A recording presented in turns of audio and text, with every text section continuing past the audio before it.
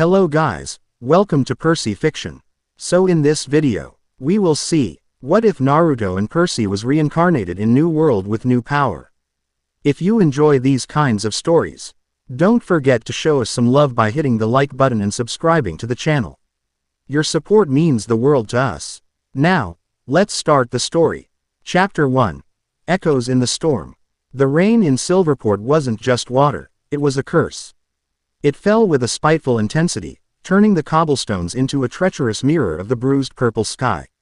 It hammered against slate roofs and cascaded down gargoyles carved into the likeness of forgotten sea gods, their stone faces weeping an endless torrent. The wind, its loyal accomplice, tore in from the Ironjaw Strait, carrying the stench of salt, fish guts, and the cold, damp misery that clung to the city's bones. This was Kalen's world. Shades of gray, the constant roar of the sea, and the chilling promise of a storm that felt like it was brewing just for him.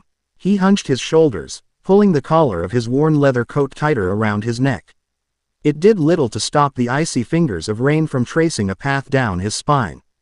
The job was done, a simple one, for a change. A merchant named Silas, whose greed had finally outpaced his sense of self-preservation, had welched on a debt to a local guildmaster. Kalen hadn't been hired to hurt him, merely to persuade. A firm grip on the man's shoulder, a quiet word in the grimy confines of a tavern's back room, and the sight of the hilt of the plain workmanlike sword at Kalen's hip had been persuasion enough. The coin in his purse felt blessedly heavy, a solid weight against his thigh that promised a hot meal, a dry bed, and a few more days of anonymity. Anonymity was the most precious currency of all. He navigated the crowded thoroughfare of the fish market, a place where the cacophony of haggling merchants and the rhythmic thud of cleave on woodblocks almost drowned out the storm. He kept his head down, his gaze sweeping the ground, not out of deference but from habit. He catalogued everything: the loose stones that could turn an ankle, the shadowed doorways that could hide a threat, the faces of the people he passed. Most were a blur of desperation and exhaustion, the common folk of the port city. But then he saw them. Two figures, standing under the awning of a chandlery. They were immaculate, their pristine white and gold tabards somehow repelling the city's filth. The symbol of the Lumen Empire, a radiant, stylized sun, was emblazoned on their chests. Inquisitors. Their presence turned the air colder than the rain ever could. They weren't patrolling. They were watching, their gazes as sharp and unforgiving as shards of ice. They scanned the crowd not for criminals, but for deviations. For the flicker of unsanctioned power, the scent of magic that didn't flow from the Empire's rigid doctrines. Kalen's gut clenched. The storm in the sky answered with a low, guttural growl of thunder, and for a terrifying second, he felt an answering rumble deep in his own chest. He forced it down, a familiar act of will that was like wrestling a sea serpent. He was a tempest in a bottle, and the Inquisitors were men who shattered bottles for a living. He altered his course, melting into the throng, making himself just another faceless shape in the rain. He needed to get back to his rented room, lock the door, and wait for the feeling to pass. Wait for the storm, both inside and out, to spend its fury. He was almost clear of the market square when the scream cut through the din. It was sharp, high-pitched, a sound of pure terror. It was followed by the splintering crack of wood and the panicked whinny of a horse. Kalen's head snapped up. An overloaded merchant's carriage, its wheels struggling for purchase on the slick stones, had swerved to avoid a running dog. One of the heavy wooden wheels had shattered against the lip of a fountain, the axle snapping with a gunshot crack. The carriage tilted, its cargo of lumber and iron fittings groaning, and then tipped, spilling its contents across the square. The horse, tangled in its harness and mad with fear, kicked and bucked. People scrambled back, shouting. But a small child, a girl no older than 6 with a bright red ribbon in her dark hair, had been knocked down in the chaos.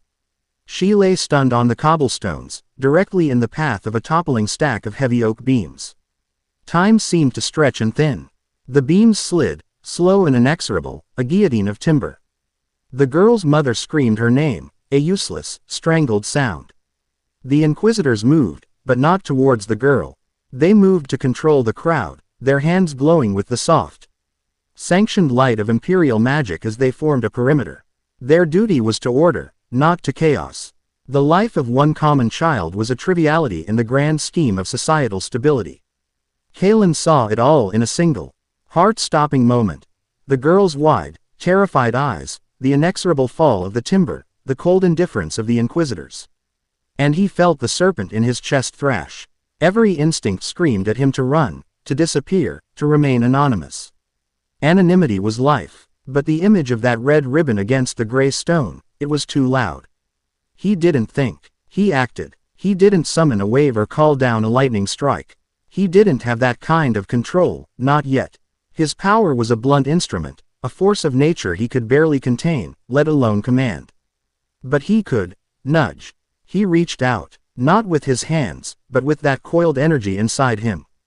He focused on the torrents of rain pouring from the sky, on the deep puddles flooding the square. For a fraction of a second, the water in the air thickened, resisted gravity. A curtain of rain, impossibly dense, slammed into the side of the falling lumber. It wasn't enough to stop it, but it altered the trajectory, shoving the entire stack sideways by a crucial few feet. The beams crashed onto the cobblestones with a deafening boom, missing the child by inches. Simultaneously, he gave another nudge, this one to the pool of water beneath the girl. It surged upwards, not as a splash, but as a solid, cushioning swell. It lifted her, breaking her fall from the initial shove, and deposited her onto a drier patch of stone. Sputtering and soaked, but alive. It was over in less than 2 seconds. A freak accident, a gust of wind, a strange splash. To most, it was nothing. But Kalen knew the truth. And so did one of the Inquisitors. Through the chaos, his gaze met the Imperial agents. There was no confusion in the man's eyes, only the cold, triumphant certainty of a hunter who had just seen his prey break cover. The Inquisitor's lips curled into a thin, cruel smile. He raised a hand, his fingers tracing a glowing sigil in the air, and pointed directly at Kalen. Anomaly. The word was not shouted, but it cut through the noise of the storm like a blade. Seize him. The spell of anonymity shattered. Kalen was no longer a face in the crowd. He was a target. He was the prey. He didn't wait for the second command. He spun on his heel and ran.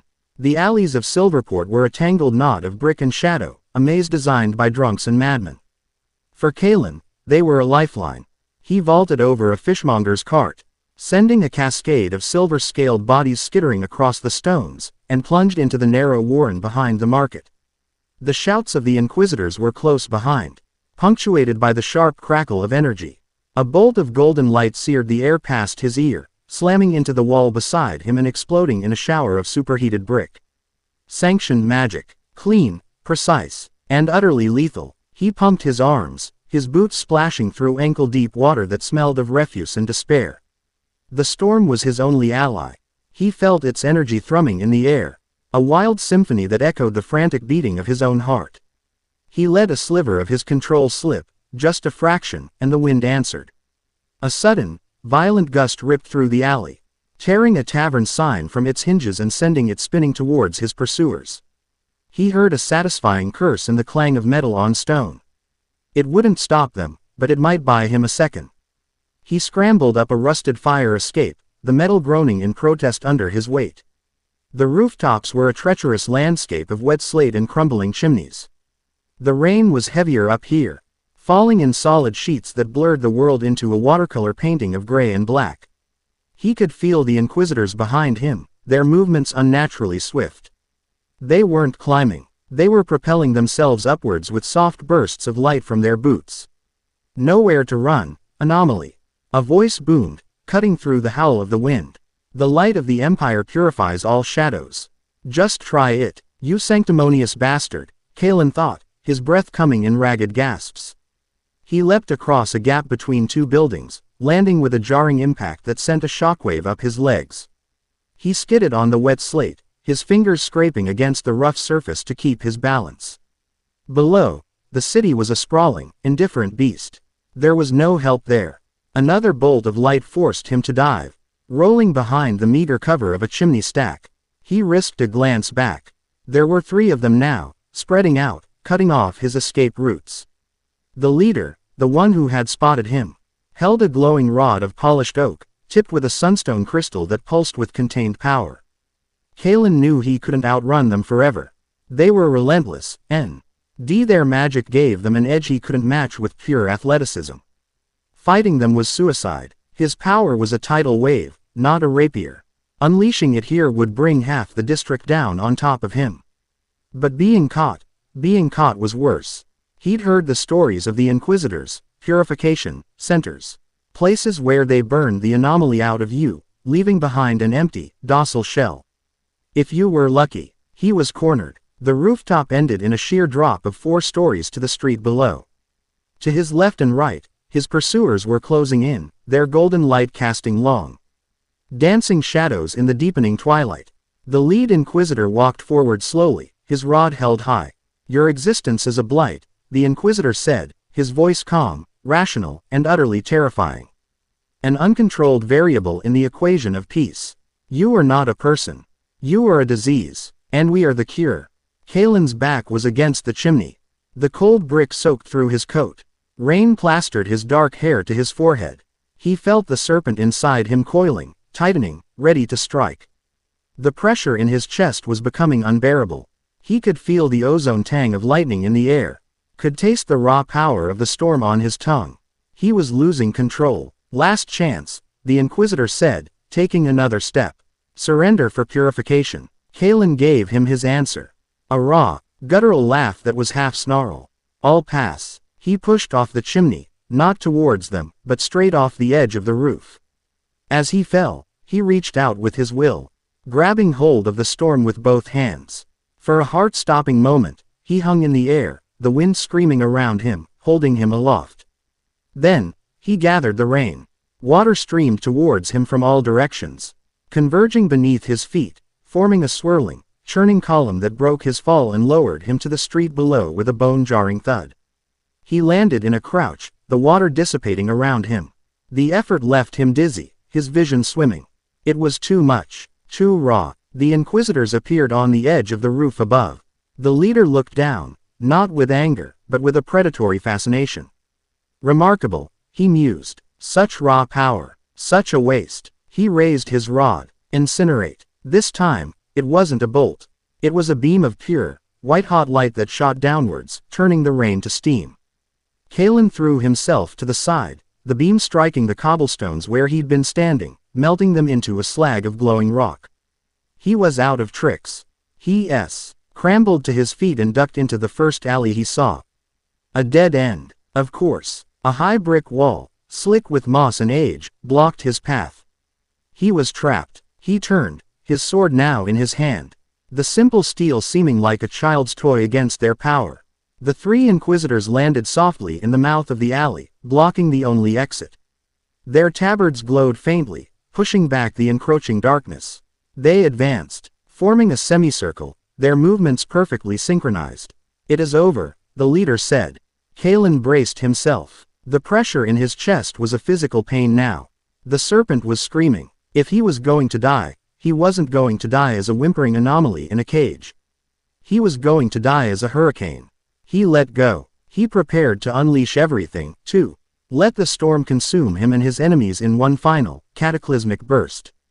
High in the Dragon's Tooth Mountains, hundreds of leagues away, the air was thin and cold. The monastery of the Silent Peak was carved into the mountain itself. A sanctuary of gray stone, polished wood, and profound silence.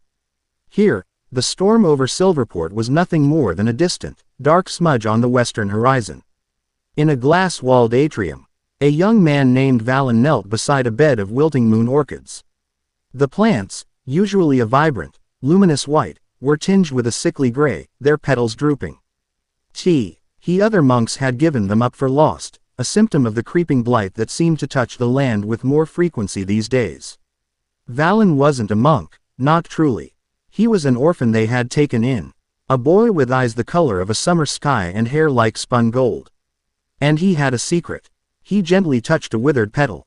He closed his eyes, his breathing slowing until it was almost imperceptible. He didn't pray to any god. He simply reached. He reached inward, to a wellspring of warmth that resided in the center of his being. It felt like a miniature sun, a core of pure life force. He drew upon it, letting a trickle of its golden energy flow down his arm, through his fingertips and into the orchid. A faint, warm light enveloped the plant, so soft it was almost invisible in the afternoon sun. The gray on the petals receded. The stem straightened, inch by inch. A new bud, tightly furled, began to swell with life. Valen smiled, a small, genuine expression of contentment. He felt the familiar, gentle hum of life responding to his touch. It was a language he understood better than words. Then, a sudden, jarring dissonance broke his concentration. It was a feeling, not a sound. A spike of raw, chaotic power lashing out somewhere in the world. It was cold, wild, and utterly desperate, like a drowning man clawing for purchase. It felt familiar, a discordant note in the symphony of life, yet one he felt he had heard before, perhaps in a dream or a half-remembered lifetime. He stood, his work on the orchids forgotten. He walked to the edge of the atrium, his gaze drawn to the dark clouds massing over the distant coastline. The storm over Silverport looked unnatural even from here, a churning vortex of black and purple that pulsed with a malevolent energy. And at its heart, he could feel that desperate, flickering life, a soul that resonated with his own in some inexplicable way. It was like feeling a phantom limb ache, an echo of a connection he couldn't name. He didn't know why, but an overwhelming, protective instinct washed over him. He pressed his palm against the cold glass of the atrium wall, looking out at the distant storm. He closed his eyes again, and this time, he didn't draw the energy inward. He pushed it out, a silent, invisible wave of golden warmth, a projection of calm and hope, sent out across the vast distance towards that raging tempest of a soul. A message in a bottle, cast into the cosmic sea. Hold on, the gesture seemed to say. You are not alone. He held the connection for a long moment, until the jarring feeling subsided slightly, not gone, but shielded. He opened his eyes, a frown creasing his brow. He didn't know what it meant. But he knew, with a certainty that settled deep in his bones, that something in the world had just changed forever. In the dead-end alley in Silverport, Kalen's world was about to end in fire and light. The lead inquisitor raised his rod, the sunstone at its tip blazing with an intensity that made Kalen's eyes water. The air grew hot, heavy, smelling of scorched stone and imminent death. The storm inside Kalen roared, ready to meet the fire with lightning, to tear the world apart. Then, for an instant, a strange and inexplicable calm washed over him. It was like a single, clear note played in the midst of a cacophony. A touch of warmth on a frozen limb. It didn't quell the storm inside him, but it gave him a fleeting moment of clarity, a fulcrum. It was just enough. In that moment of stillness, a shadow detached from the deeper shadows at the mouth of the alley. It peeped so fast it was almost impossible to follow. 2 flickers of motion, 2 soft thwips. The 2 subordinate inquisitors grunted, their spells dying on their lips. They crumpled to the ground, the slim, dark-fletched hilts of throwing knives protruding from their throats. Their immaculate tabards were instantly stained with a spreading crimson that looked black in the dim light. The lead inquisitor spun around, his expression of zealous certainty shattering into one of shock and rage. Who dares? His words were cut off as a figure flowed out of the darkness. It was a woman, clad in dark, practical leathers that absorbed the light. She moved with a liquid grace that was utterly at odds with the explosive power of the inquisitors and the raw chaos of Kalen's own abilities. She held no glowing rod, and her hands did not spark with energy. She carried 2 short, curved blades, and she used them with the brutal efficiency of a master butcher. She didn't engage the Inquisitor in a duel of magic. She crashed into him, her shoulder driving hard into his sternum, breaking his stance and his concentration. His rod flew from his grasp, clattering across the wet cobblestones. Before he could recover, she was on him, her blades a dizzying blur. He tried to summon a shield of light, but she was too close, too fast. One of her blades hooked his arm, slicing through his tabard and the muscle beneath. He roared in pain. Her other blade pressed against his throat. The entire exchange took less than 5 seconds. The woman ignored the sputtering, defeated Inquisitor. Her gaze, sharp and assessing, locked onto Kalen. She took in his battered state, his hand on the hilt sword, and the raw power that still crackled in the air around him. "You're the one causing all this noise," she stated. It wasn't a question. Her voice was low, calm, and carried an authority that had nothing to do with rank or station. The entire city watch and half the Inquisitor's garrison are converging on this position. If you want to live, you come with me, now. Kalen stared, momentarily stunned. He looked from the woman, to the dying Inquisitors, to the disarmed leader who was now bleeding on the ground. Hope, an emotion he thought he'd long since buried, flickered in his chest. As if on cue, the sound of whistles and running feet echoed from the main street. The woman didn't wait for his answer. She kicked a loose grate set into the base of the wall, a feature Kalen, in his panic, hadn't even noticed. It popped open, revealing a dark, foul-smelling hole. She then reached into a pouch at her belt and threw a small clay pellet at the feet of the wounded Inquisitor. It shattered, releasing a thick, acrid smoke that billowed instantly, filling the alley with an impenetrable, choking fog. Move, she commanded, her voice slicing through the haze. Kalen didn't need to be told a third time. He sheathed his sword and scrambled towards the sound of her voice. Her hand shot out of the smoke, grabbing his arm in a grip as strong as iron, and pulled him towards the opening. He dropped into the darkness, landing with a splash in cold, moving water. The woman, Lyra, dropped in beside him, pulling the grate shut just as the first of the Imperial guards stormed into the smoke-filled alley. Their shouts and curses were muffled, distorted by the stone and the rushing water of the sewer tunnel. They were plunged into absolute blackness. The only sounds were the gurgle of the sewer, their own ragged breathing, and the distant, fading clamor of the city that wanted him dead.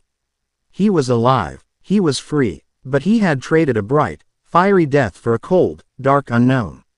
And he was no longer alone. Chapter 1 End. Chapter 2. The Sunken City. The darkness was absolute. It was a physical presence, a thick, cold blanket that smothered sound and stole the breath. Kalen landed in knee-deep, frigid water, the impact jarring his teeth. The stench hit him a second later, a noxious cocktail of decay, stagnant water, and something ancient and earthy. Above, the grate slammed shut, and the sounds of the hunt, the whistles, the shouts, the crackle of Imperial magic, were instantly muted, becoming a distant, irrelevant memory. He was in a sewer.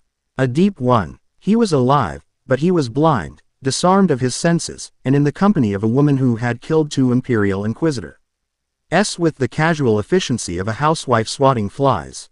He didn't move, letting his eyes struggle against the impenetrable black, listening to the soft splash of her landing beside him. Stay still, her voice was a low murmur, yet it cut through the gurgle of the water with perfect clarity. Sound travels. Kalen remained frozen, his hand instinctively going to the hilt of his sword. He could feel the current tugging at his legs, a slow, steady pull into the deeper dark. The water felt alive.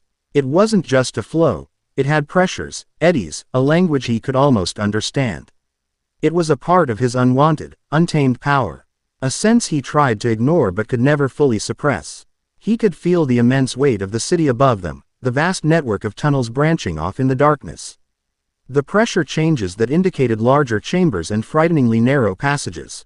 "Who are you?" he whispered, the sound swallowed by the tunnel. A soft click, and a small, green-white orb of light bloomed in the woman's hand. It wasn't magic. It was chemical, a soft, contained glow that pushed the oppressive darkness back a few feet, revealing their immediate surroundings. They stood in a tunnel carved from massive, perfectly fitted stone blocks, coated in a fine layer of slime. The architecture was too grand, too precise for a mere sewer. It was something older, Someth. The city of Silverport had been built on top of, burying its own history. The woman, Lyra, she had called herself, met his gaze. The soft light cast sharp shadows across her face, highlighting the determined set of her jaw and the intelligence in her dark eyes. There were no wasted movements about her, no fear, only a focused competence that was more intimidating than any magical light show. "I'm the person who just saved your life," she replied, her voice even. "For now, that's all you need to know. The Inquisitors will use scryers and sonic probes.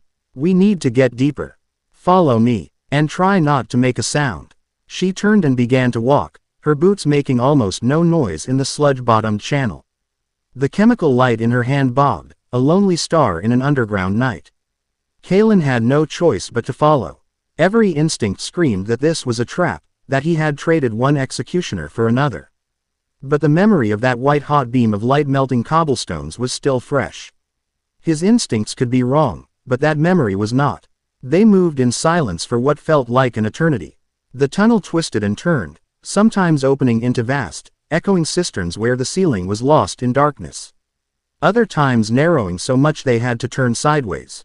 The air grew colder, cleaner, losing the sewer's stench and taking on the clean, damp smell of subterranean rock and fresh water. Kalen noticed carvings on the walls, intricate patterns and stylized sea creatures that were nothing like the emblems of the Lumen Empire. This place was ancient, a drowned city. Why? He finally asked, his voice raw. The silence was getting to him, giving his thoughts too much room to race. Lyra didn't stop, but her head tilted slightly. Why what? Why save me? What was that back there? You're no common cutthroat. No, she agreed, and you're no common street magician. What you did in the market square, the way you controlled the water, I've never seen anything like it. It was raw, chaotic, unrefined, but powerful. I don't know what you're talking about, he lied, the words tasting like ash.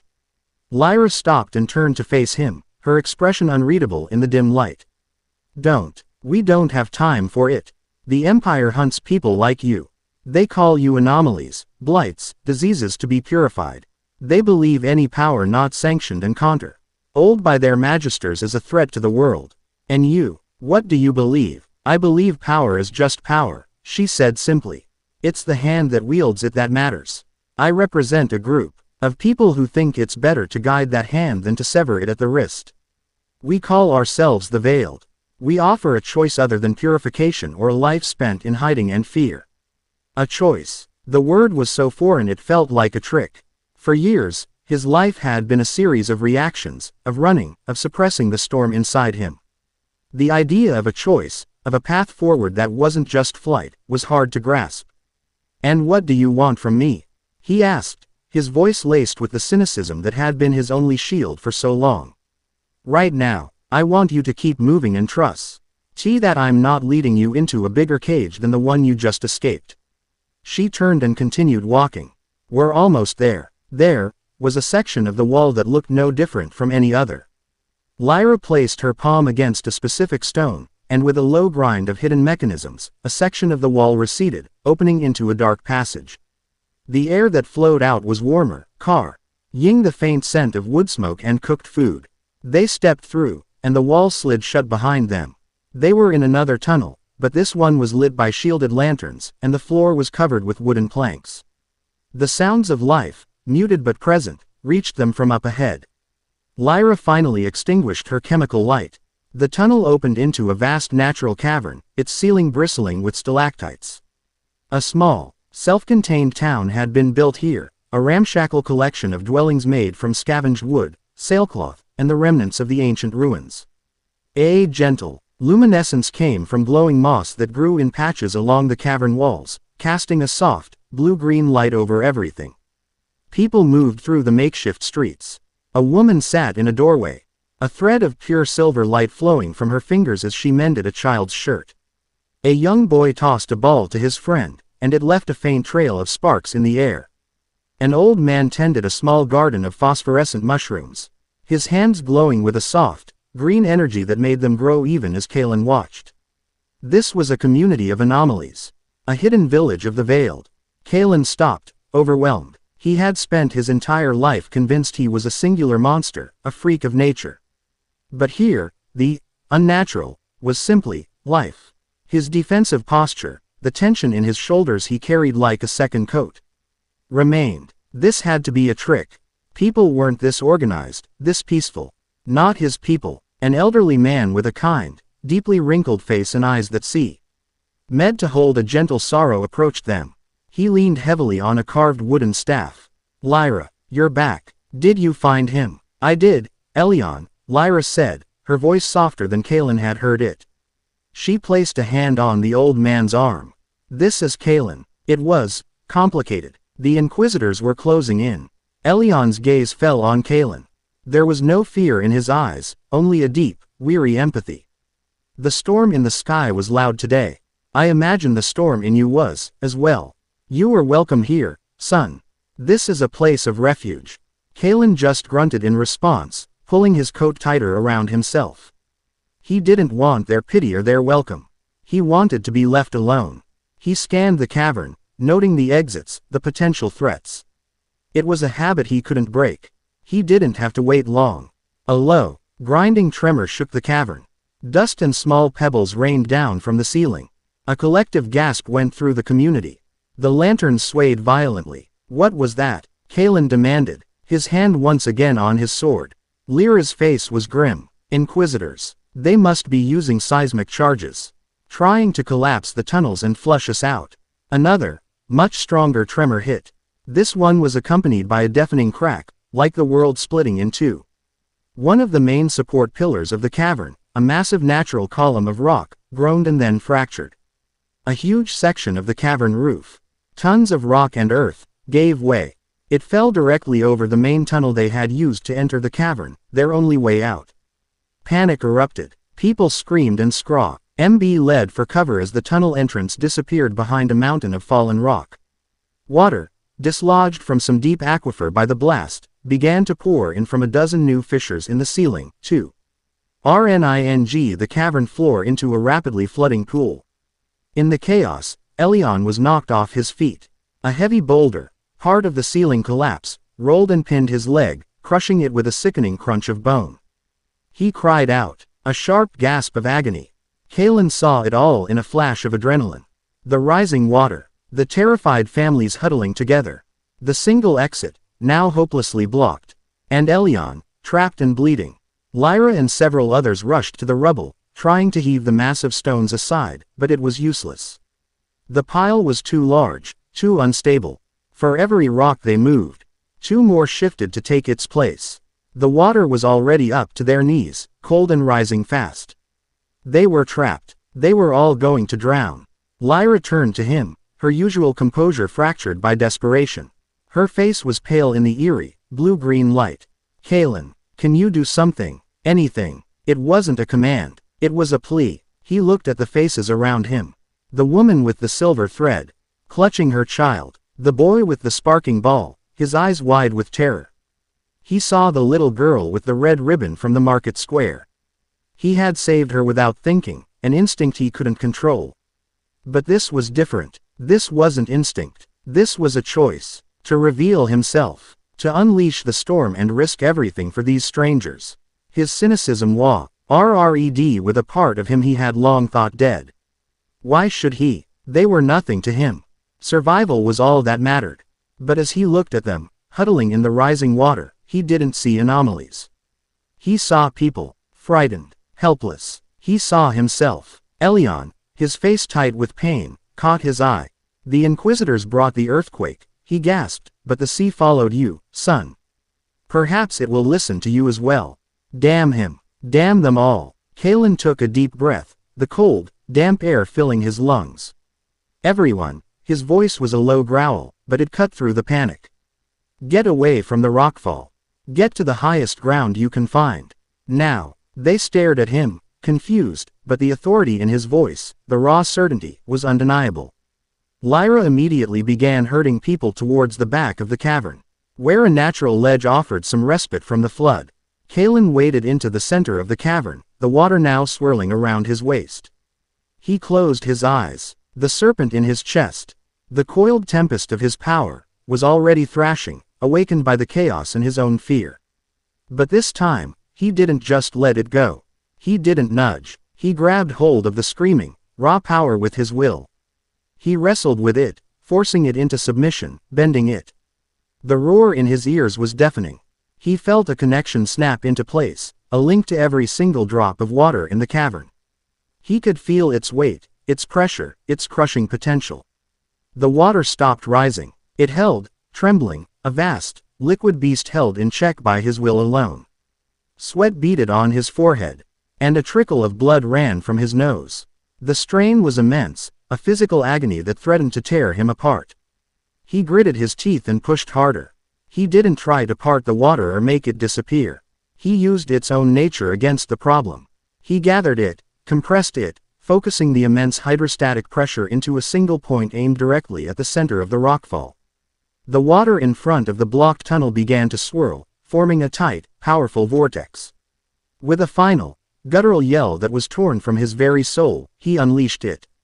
It wasn't a splash, it was a cannon blast. A focused, invisible battering ram of pure force. The compressed water struck the rockfall, and the entire pile exploded outwards, blown back into the tunnel from which it had come. Rocks the size of carriages were tossed aside like pebbles. The tunnel was clear. The sound of the blast was a deep, resonant boom that echoed through the entire subterranean network. The moment the pressure was released, his control shattered. The water in the cavern surged violently before it began to drain out through the now unblocked exit. Kalen collapsed to his knees in the churning mud, the world spinning around him. Every muscle screamed in protest. The serpent was quiet, sated for now, leaving him feeling hollowed out, utterly spent. He heard splashing and felt a hand on his shoulder. He looked up into Lyra's face. Her expression was one of sheer, unadulterated awe. Gone was the pragmatic soldier. In her eyes, he saw something else, respect, and something akin to fear. Not of him, but for him. For the terrible, magnificent power he wielded.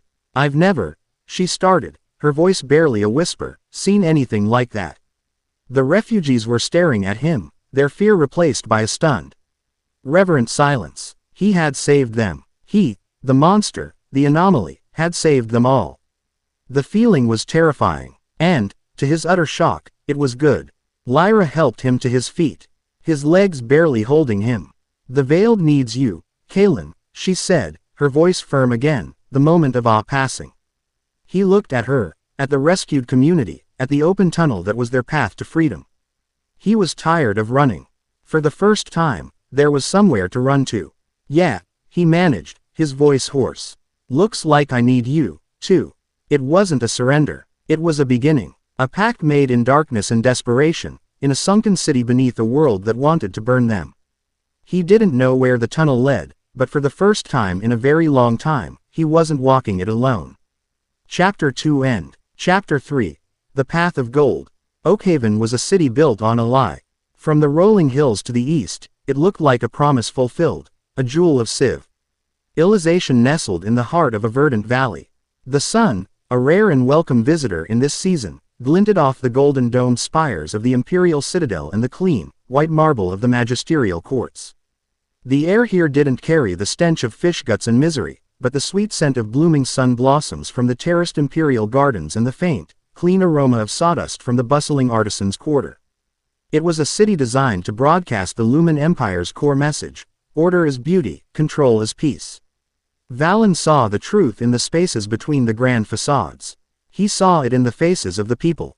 He walked the wide, impeccably clean avenues not as a tourist, but as a pilgrim following a path he didn't fully understand. He had left the quiet solitude of the monastery of the Silent Peak weeks ago, drawn by an inexplicable pull, a sense that his purpose lay not in quiet contemplation but in the turbulent heart of the world. The strange, desperate feeling he'd touched during the storm over Silverport had faded, but it had left an echo, a resonance that guided his steps westward, towards the Empire's heartland. In Oakhaven, the control was absolute and suffocating. Imperial guards, their armor polished to a mirror shine, stood on every corner. Their faces were impassive, their presence a constant, silent reminder of who was in charge. Citizens walked with their heads slightly bowed, their conversations quiet and guarded. There was no boisterous laughter from the taverns, no children playing stickball in the streets. There was only the quiet, orderly hum of a populace that knew the price of stepping out of line. The lie of Oakhaven was that it was thriving. The truth was that it was slowly starving. He saw it in the market, where the price of grain was displayed on a slate set by imperial decree. It was impossibly high. He saw gaunt-faced mothers watering down soup for their children, their eyes darting nervously towards the guards as if poverty itself were a crime. He saw it in the public square, where a man was locked in the stocks, a placard around his neck reading, "Hoarder." His crime: trying to save a sack of potatoes for his family through the winter. His neighbors hurried past, their faces a mixture of pity and fear, unwilling to meet his gaze lest they be tainted by his sedition. This was the Empire's peace, a quiet, orderly starvation of the body and the spirit. And overseeing this particular portion of the capital was a man whose name was whispered with a special kind of dread: Magistrate Verus. Valen found a room in a boarding house in the city's less pristine weavers' district.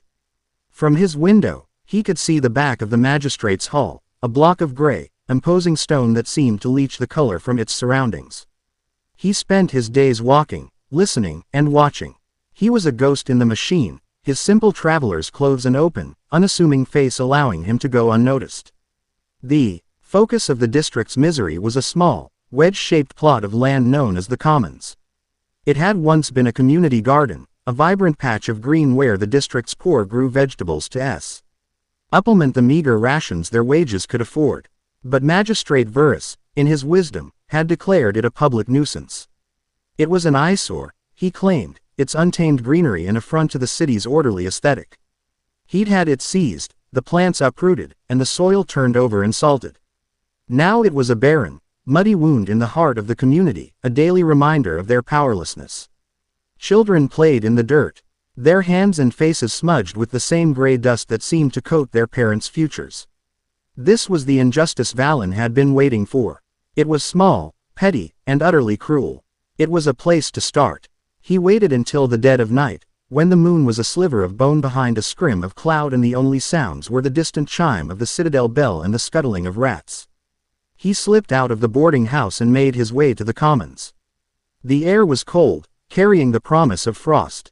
He stood in the center of the blighted land and knelt, pressing his bare palm flat against the cold, salt-poisoned earth. He closed his eyes and reached for the sun inside him. The warmth flowed out, not as a flood, but as a gentle, pervasive seep. He didn't command, he persuaded. He pushed the golden life force into the soil, a silent apology to the wounded earth. He felt the salt, a sterile, crystalline poison, and he gently, patiently, broke it down, neutralizing its venom. He felt the dormant seeds, buried deep, and he nudged them, waking them from their slumber. He felt the tiny, sleeping organisms, the worms and microbes that were the lifeblood of any soil. And he filled them with vitality. He spent hours there, kneeling in the dirt, a faint, golden aura shimmering around him, visible only to the rats and the stray cats that watched him from the rooftops. He wasn't just healing the land, he was pouring his own hope, his own unshakable belief in life, into it. By the time the first hint of gray light touched the eastern sky, he was gone, leaving no trace but the warmth that now lingered in the soil. The next day, the whispers began. A child, chasing a stray cat into the Commons, shrieked with delight. Her mother came running, and then stood, hand clamped over her mouth in disbelief. Tiny green shoots were pushing their way up through the blighted earth. Not a few, thousands. A fine, verdant carpet was emerging from the barren ground. It was impossible. Everyone knew the land had been salted. By midday, the entire district was buzzing. People gathered at the edge of the Commons, pointing, whispering. Was it a miracle? A trick? The guards posted to keep people out of the area looked on, their faces a mixture of confusion and suspicion. Valen watched from a distance, a small smile on his face. This was just the beginning. That night, he visited the sick house, a grim, overcrowded building where the poor went to die. The imperial physicians offered little more than watered-down potions and platitudes. Valen moved through the quiet, coughing darkness like a phantom. He didn't perform grand miracles. He simply walked the rows of cots, his hand trailing along the thin blankets. A touch here to soothe a fever. A whispered word there to ease a pained breath. He left a sliver of his golden energy with each person, not enough to cure them instantly, but enough to bolster their own life force, to give their bodies the strength to fight back. The next morning, fevers had broken. A woman who hadn't eaten in a week asked for bread. A man whose lungs had been rattling with congestion found he could breathe deeply for the first time in a month. The whispers grew louder, more insistent. A name was given to the unseen benefactor, born from the golden light some of the feverish claimed to have seen in their dreams, the Golden Saint. Magistrate Verus was not a fool. He was a man whose power was built on a foundation of meticulously maintained misery. Hope was the most dangerous kind of weed, and it was now growing wild in his district. He summoned the captain of his personal guard, a bull of a man named Marius. I don't care what it is, Verus snapped, his voice a dry rasp. He was a thin, weasel-faced man. his expensive robes hanging loosely on his skeletal frame. A hedge mage, a rogue priest, a collective delusion. I want it stopped. Double the guard on the commons. If so much as a leaf grows there, I want it burned. And find the source of these rumors. I want to make an example. That night, the guards ringed the commons, their spears gleaming in the lantern light. But Valen wasn't there. He was at the public granary. Using a technique he had practiced in the monastery, he focused his energy not on growth, but on multiplication. He found the bins of wheat reserved for the magistrate's own table, and with a soft, sustained pulse of golden light, he made the grain swell, doubling, then tripling its volume, spilling over the sides of the bins and into the sacks of common-grade flour. The next day, when the bakers came for their allotments, they found their flour inexplicably enriched, fine and white instead of the usual gritty brown. The bread that day was lighter, more nourishing than anyone had tasted in years. The phenomenon was dismissed by the granary overseer as a clerical error, a happy accident. But the people knew. It was another gift from the Golden Saint. Verus was furious. He felt his control slipping. He couldn't punish people for being healthy or for eating better bread. He couldn't arrest a ghost. The harder he squeezed, the more this Golden Saint slipped through his fingers. And the more his people looked to this invisible savior instead of their appointed magistrate. He needed a target. He needed to prove that the only power in this city flowed from the empire. He found his target in a frail, elderly woman named Anya, a seamstress who had been one of the first to recover at the sick house. In her joy, she had spoken too loudly, too freely, praising the saint and cursing the magistrate in the same breath. Verus had her arrested. The charge was sedition. The punishment was to be carried out at noon in the main square, public flogging. It was a clear and brutal message. This is what happens to those who believe in false miracles. News of the arrest spread through the district like a fever. It was a turning point. Fear, it had been momentarily pushed back by hope, came crashing back in. This was the Empire's response. This was the reality. Valen heard the news and knew his time of working in the shadows was over. He had healed the soil and the body. Now he had to heal the spirit. Noon found the district square packed. Magistrate Verus stood on the steps of his hall, flanked by a dozen guards. Anya, looking small and terrified, was tied to a wooden post in the center of the square. The crowd was silent, their faces grim. This was a familiar ritual of humiliation, a spectacle designed to reinforce their own subjugation.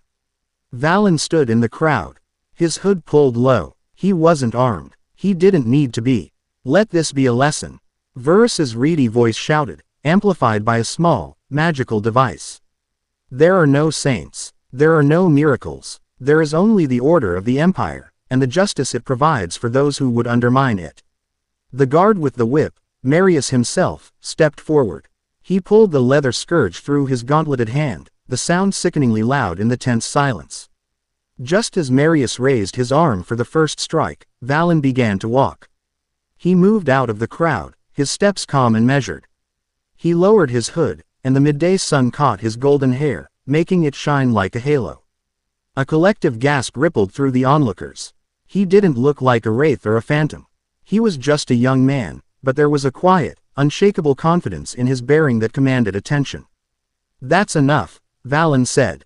His voice wasn't loud, but it carried across the square, clear and firm. Verus's eyes narrowed. Who are you? Seize him. Two guards moved to intercept him, but they hesitated. The crowd, which should have parted in fear, held its ground, their bodies forming a silent, human wall between the guards and Valen.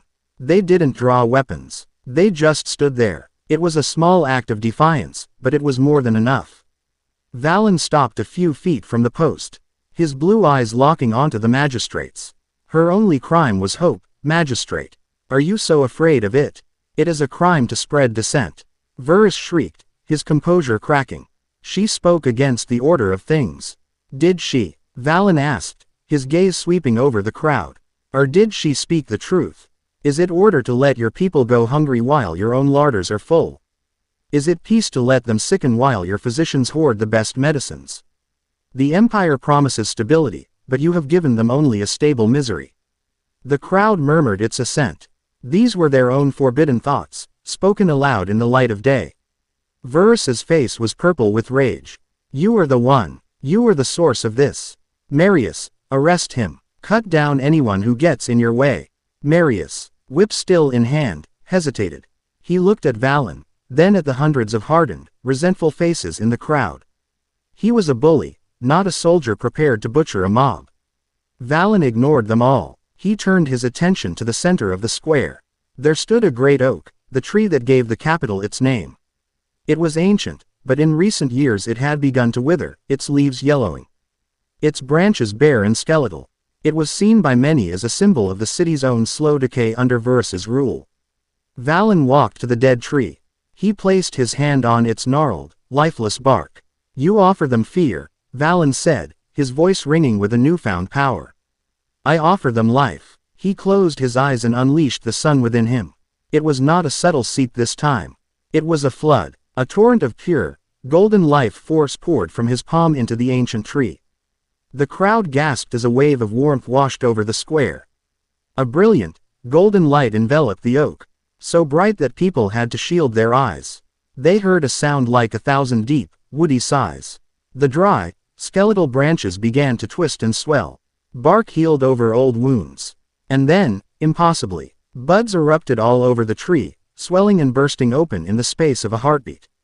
A wave of vibrant green foliage exploded from the branches, followed by a shower of brilliant white blossoms that filled the air with a sweet, intoxicating fragrance. In less than a minute, the dead oak of Oakhaven was reborn, more vibrant and alive than anyone could remember. Silence. Utter, profound silence. The people stared, their faces filled with an emotion Varus had never seen before, awe. It was a power that didn't burn or destroy. It was a power that created. It was a miracle, undeniable, performed in the light of day for all to see. Marius dropped the whip. It landed in the dust with a soft thud. The other guards lowered their spears. How could they fight this? How could they stand for the magistrate's gray, dying world against this impossible, brilliant life? Valen took his hand from the tree and turned back to Varus. His face was calm, his eyes filled not with anger, but with a deep, sorrowful pity. The crowd, their silence broken, began to move. They didn't shout. They didn't riot. They simply advanced, a silent, inexorable tide of humanity, flowing past the petrified guards, past the forgotten whipping post, and up the steps of the magistrate's hall. Varus stumbled backward, his face a mask of pure terror. His power had been built on an illusion, and the golden saint had just torn the curtain away. He turned and fled into the dark halls of his own corrupt bureaucracy, his shrieking commands lost in the silent judgment of his people. Far away, in the central spire of the imperial citadel, a room without windows was lit by the cold, analytical light of a dozen scrying crystals. Grand Inquisitor Tiberius stood before a massive slate map of the continent. His hands clasped behind his back. He was a man in his prime, his face sharp and intelligent, his movements precise. There was no fanaticism in his eyes, only the unwavering certitude of a master surgeon who knows that sometimes, a limb must be amputated to save the body. An acolyte hurried into the room, his head bowed. Grand Inquisitor, a report from the Oakhaven district. Tiberius did not turn. The food riots. No, sir, they have subsided. It is a most unusual report. It speaks of spontaneous regeneration of blighted flora, mass recovery from illness, and a public demonstration. The acolyte swallowed nervously. A man, they say he brought the great oak back to life. Tiberius finally turned, a single eyebrow raised. There was no surprise on his face, only a flicker of intense intellectual curiosity. A life wielder, a potent one, to work on that scale so openly. The energy signature would have been significant. He walked over to a shimmering scrying pool. Show me the residual energy signature in the Oakhaven square. The water in the pool swirled, and an image formed. The reborn oak tree, surrounded by celebrating citizens. Overlaid on the image was a faint, shimmering web of golden light, an afterimage of the power that had been unleashed.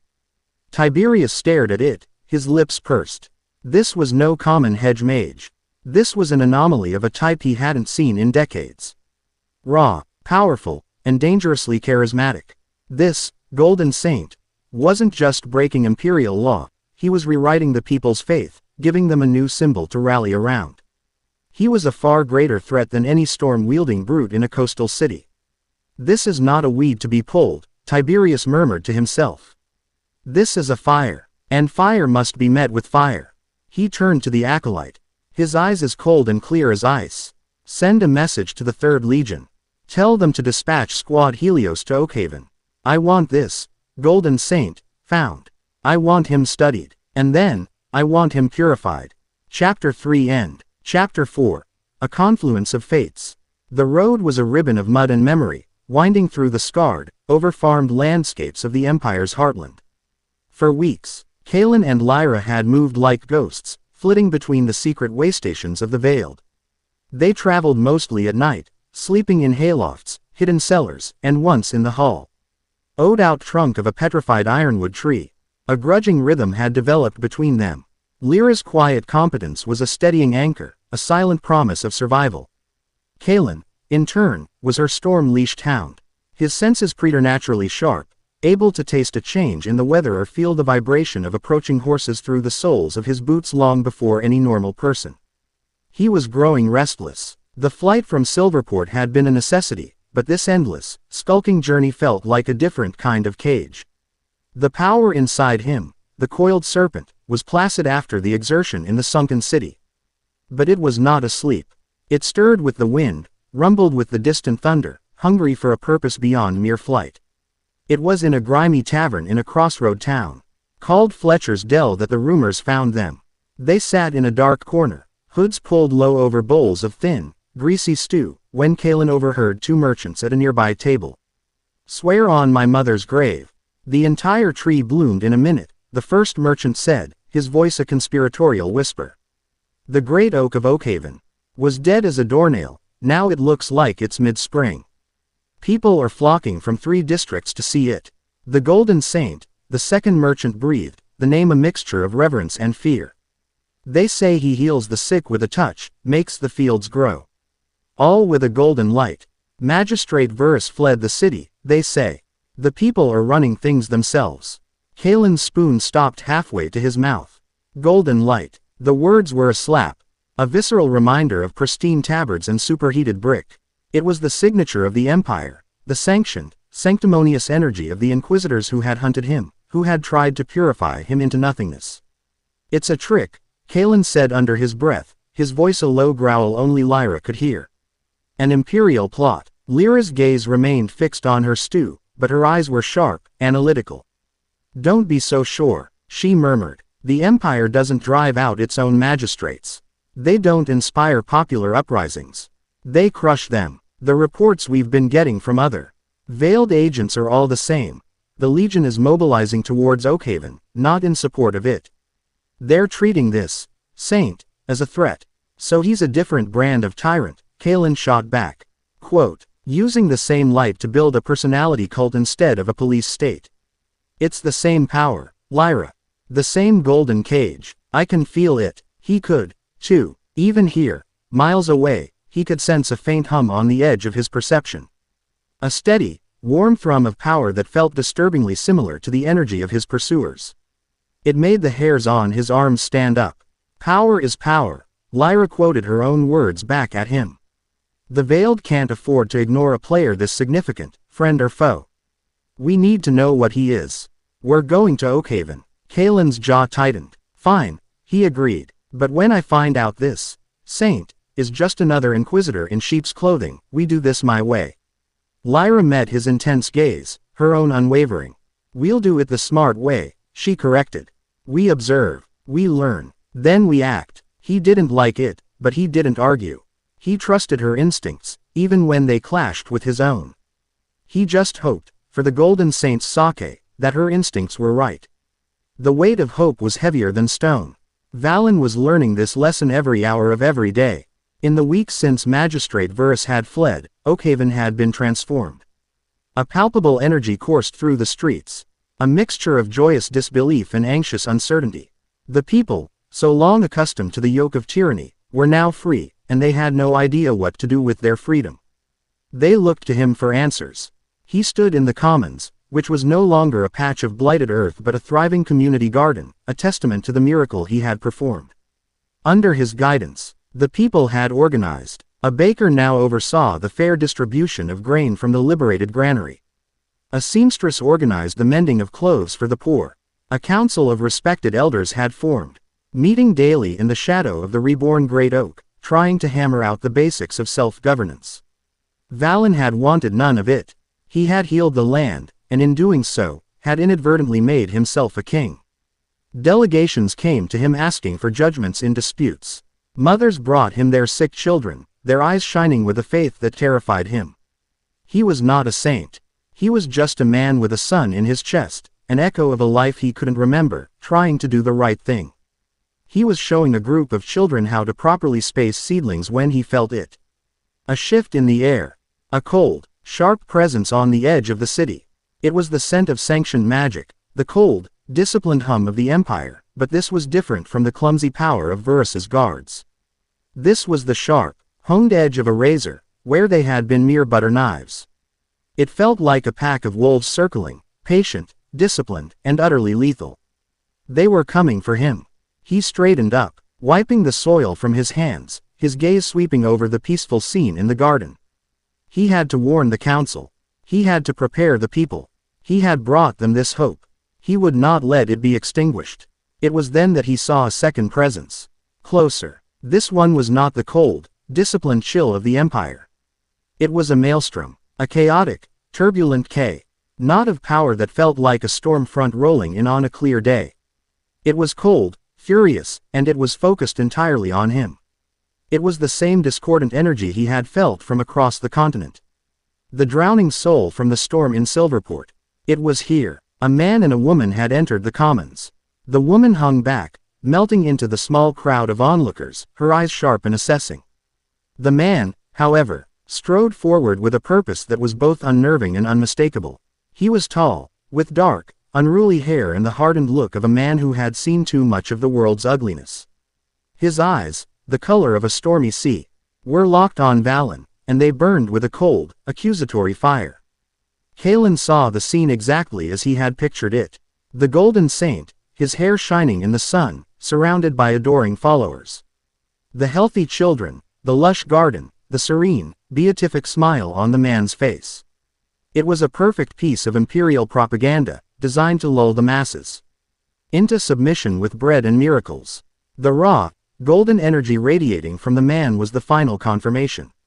It felt slick, controlling, anathema to the wild freedom of his own power. Lyra put a hand on his arm. Kalen, wait, observe. But Kalen shook her off. He was done observing. He strode into the garden, his boots crunching on the gravel path. The children near Valen instinctively shrank back from the cold fury rolling off him. Another golden tyrant, promising miracles. Kalen's voice was a low snarl, cutting through the peaceful atmosphere. I've seen what the Empire's light does to people. Valen looked at him, his expression one of genuine confusion, not malice. The storm of power emanating from the stranger was staggering, and it was laced with a deep, profound pain. I don't understand, Valen said, his voice calm. I'm just trying to help these people. Help them. Kalen laughed, a harsh, bitter sound. You're putting them on a leash, just a prettier one than the last.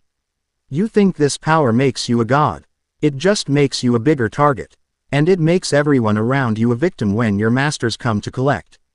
He didn't wait for a reply. He had to expose this fraud. To show the people the truth behind the gentle facade. He thrust his hands forward, pulling moisture from the humid air, from the damp soil, from the very leaves of the plants. The water coalesced, freezing into a dozen glittering, razor-sharp shards of ice.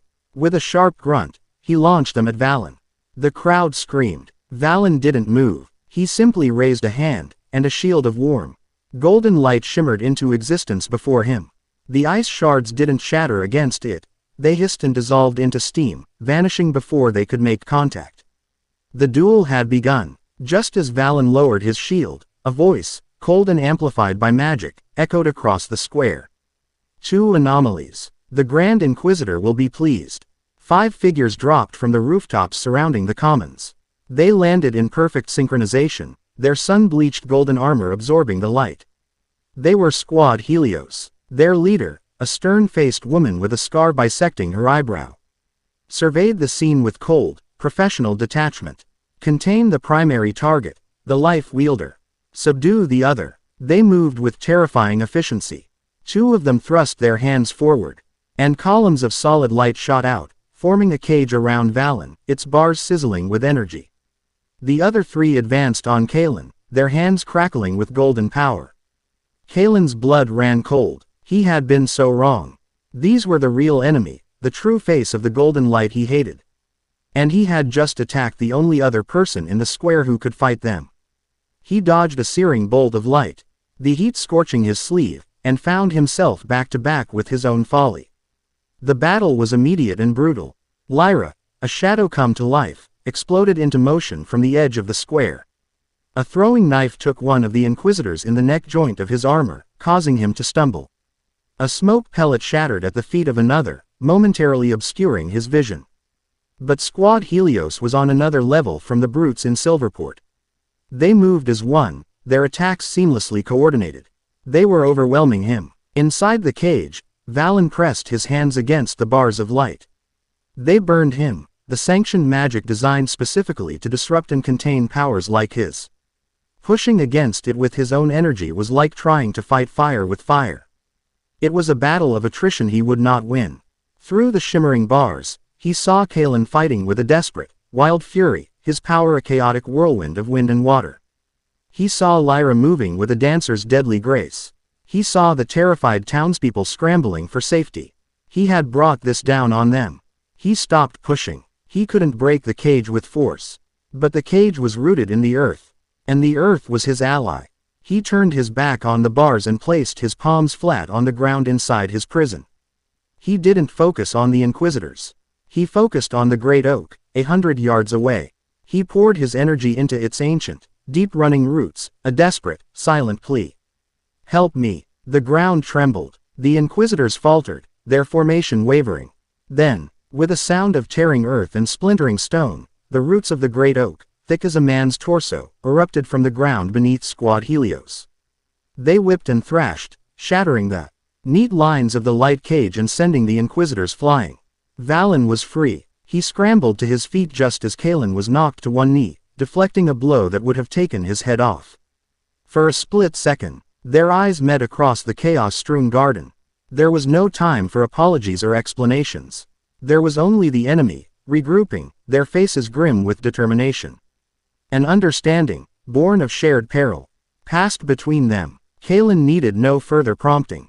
He slammed his palms on the ground, not to grow, but to draw. He pulled every drop of moisture from the rich, damp soil of the commons. A thick, chilling fog erupted from the earth, billowing outwards, instantly cloaking the garden in a dense, white shroud. I can't see, one of the Inquisitors yelled. Ho, LD for, Captain Cassia's command was cut short as Valen, now just a silhouette in the fog, acted. He didn't create a steady light. Instead, he unleashed a series of brilliant, disorienting pulses of golden energy. Strobing through the mist like silent thunder. The Inquisitors cried out, their vision overwhelmed by the flashing chaos. This way, now. Lyra's voice cut through the bedlam. Valen didn't hesitate. He thrust his hands towards the pursuing Inquisitors and a wall of thick, thorny vines, energized by his power, burst from the ground, creating a tangled, impassable barrier. Kalen, seeing his opening, gathered the wind and unleashed it in a single, focused blast at their backs, a gale force that propelled the three of them out of the garden and into the narrow, winding streets of the Weaver's district. They ran, the sounds of shouting and exploding light fading behind them. They found refuge in the damp, musty cellar of the boarding house where Valen had been staying. He led a heavy barrel in front of the door as Lyra lit a small, smokeless lamp. The silence that fell was heavy, thick with unspoken accusations and the adrenaline of a battle fought and barely survived. Kalen stood with his arms crossed, his face a thunderous mask of anger, mostly directed at himself. Valen leaned against the cool stone wall, his breathing still ragged, watching the storm wielder with wary eyes. It was Lyra who broke the silence, her voice the calm, pragmatic center of their swirling emotions. We have a problem, she stated, looking from one to the other. Those weren't local enforcers. That was Squad Helios. An Inquisitor Legion's elite unit. They answer directly to Tiberius himself. They won't stop hunting you, Valen. Oakhaven is no longer safe. She then looked at Kalen. And now they've seen you. As far as the Empire is concerned, you're a package deal. The words hung in the air. Kalen clenched his fists. He wouldn't apologize, not with words. It wasn't his way. Instead, he tore a strip of cloth from the hem of his tunic. He walked over to Valen, who tensed, and gestured at a shallow cut on Valen's arm, sustained from a deflected energy bolt.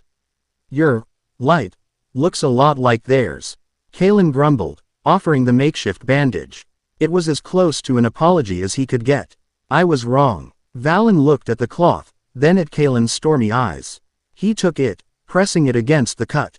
And your storm feels a lot like a weapon, he replied, his voice even. It was his way of accepting. But you are still dangerous. A truce, not trust, not friendship, a pact of survival forged in the heat of an enemy's fire. The idealist, the cynic, and the pragmatist, three anomalous points of light in a world that was rapidly growing darker, were now bound together. Their journey had just begun. Chapter 4 End. Chapter 5. The Weight of a Crown. The city of Eridor was a knife's edge given form. Perched precariously in a high mountain pass, it was the G8 keeper of the only viable trade route between the Empire's heartland and the independent coastal city-states. It was a place of soaring, needle-thin spires and bridges that spanned dizzying chasms, a city built upwards into the cold, thin air because it had nowhere else to go. Eridor was fiercely, stubbornly neutral, its wealth and survival dependent on the delicate art of playing its powerful neighbors against each other. It was ruled by Duke Valerius, a man whose political acumen was said to be as sharp and treacherous as the mountain peaks that surrounded his domain. He was their only hope. Squad Helios will have locked down every major road and port out of Oakhaven, Lyra explained, her voice a low murmur. They were huddled around a flickering candle in a safe house, a cramped TTIC room smelling of dust and dried herbs, 2 days after their escape. They'll have scryers watching for any significant energy signatures. Moving on our own is a death sentence.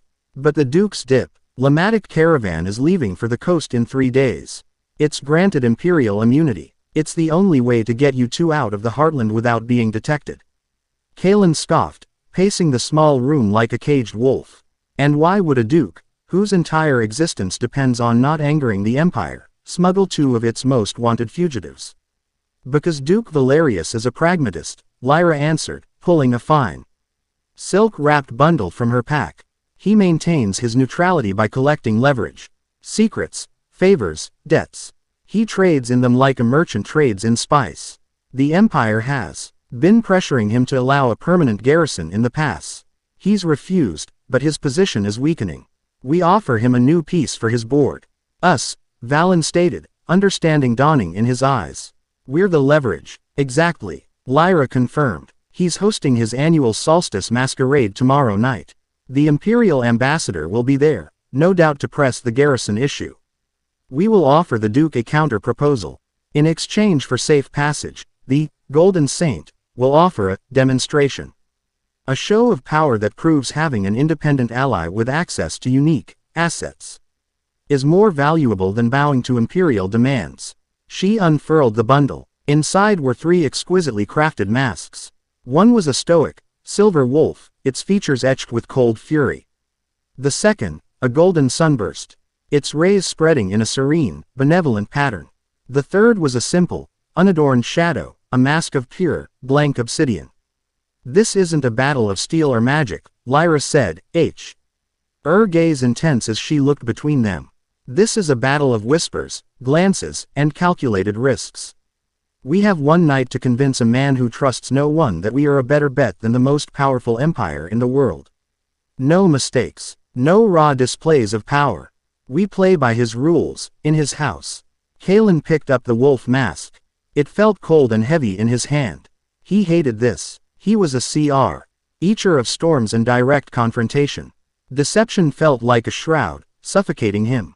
But he looked at Lyra, at the quiet confidence in her eyes, and then at Valen, whose jaw was set with a grim determination. They were in this together. He put the mask on. The ballroom of the ducal palace was a galaxy of swirling color and light. Music from a string orchestra drifted down from a high balcony. A complex and beautiful melody that was lost in the cacophony of 100 conversations. Servants moved like ghosts through the throng, balancing trays of sparkling wine and intricate hors d'oeuvres.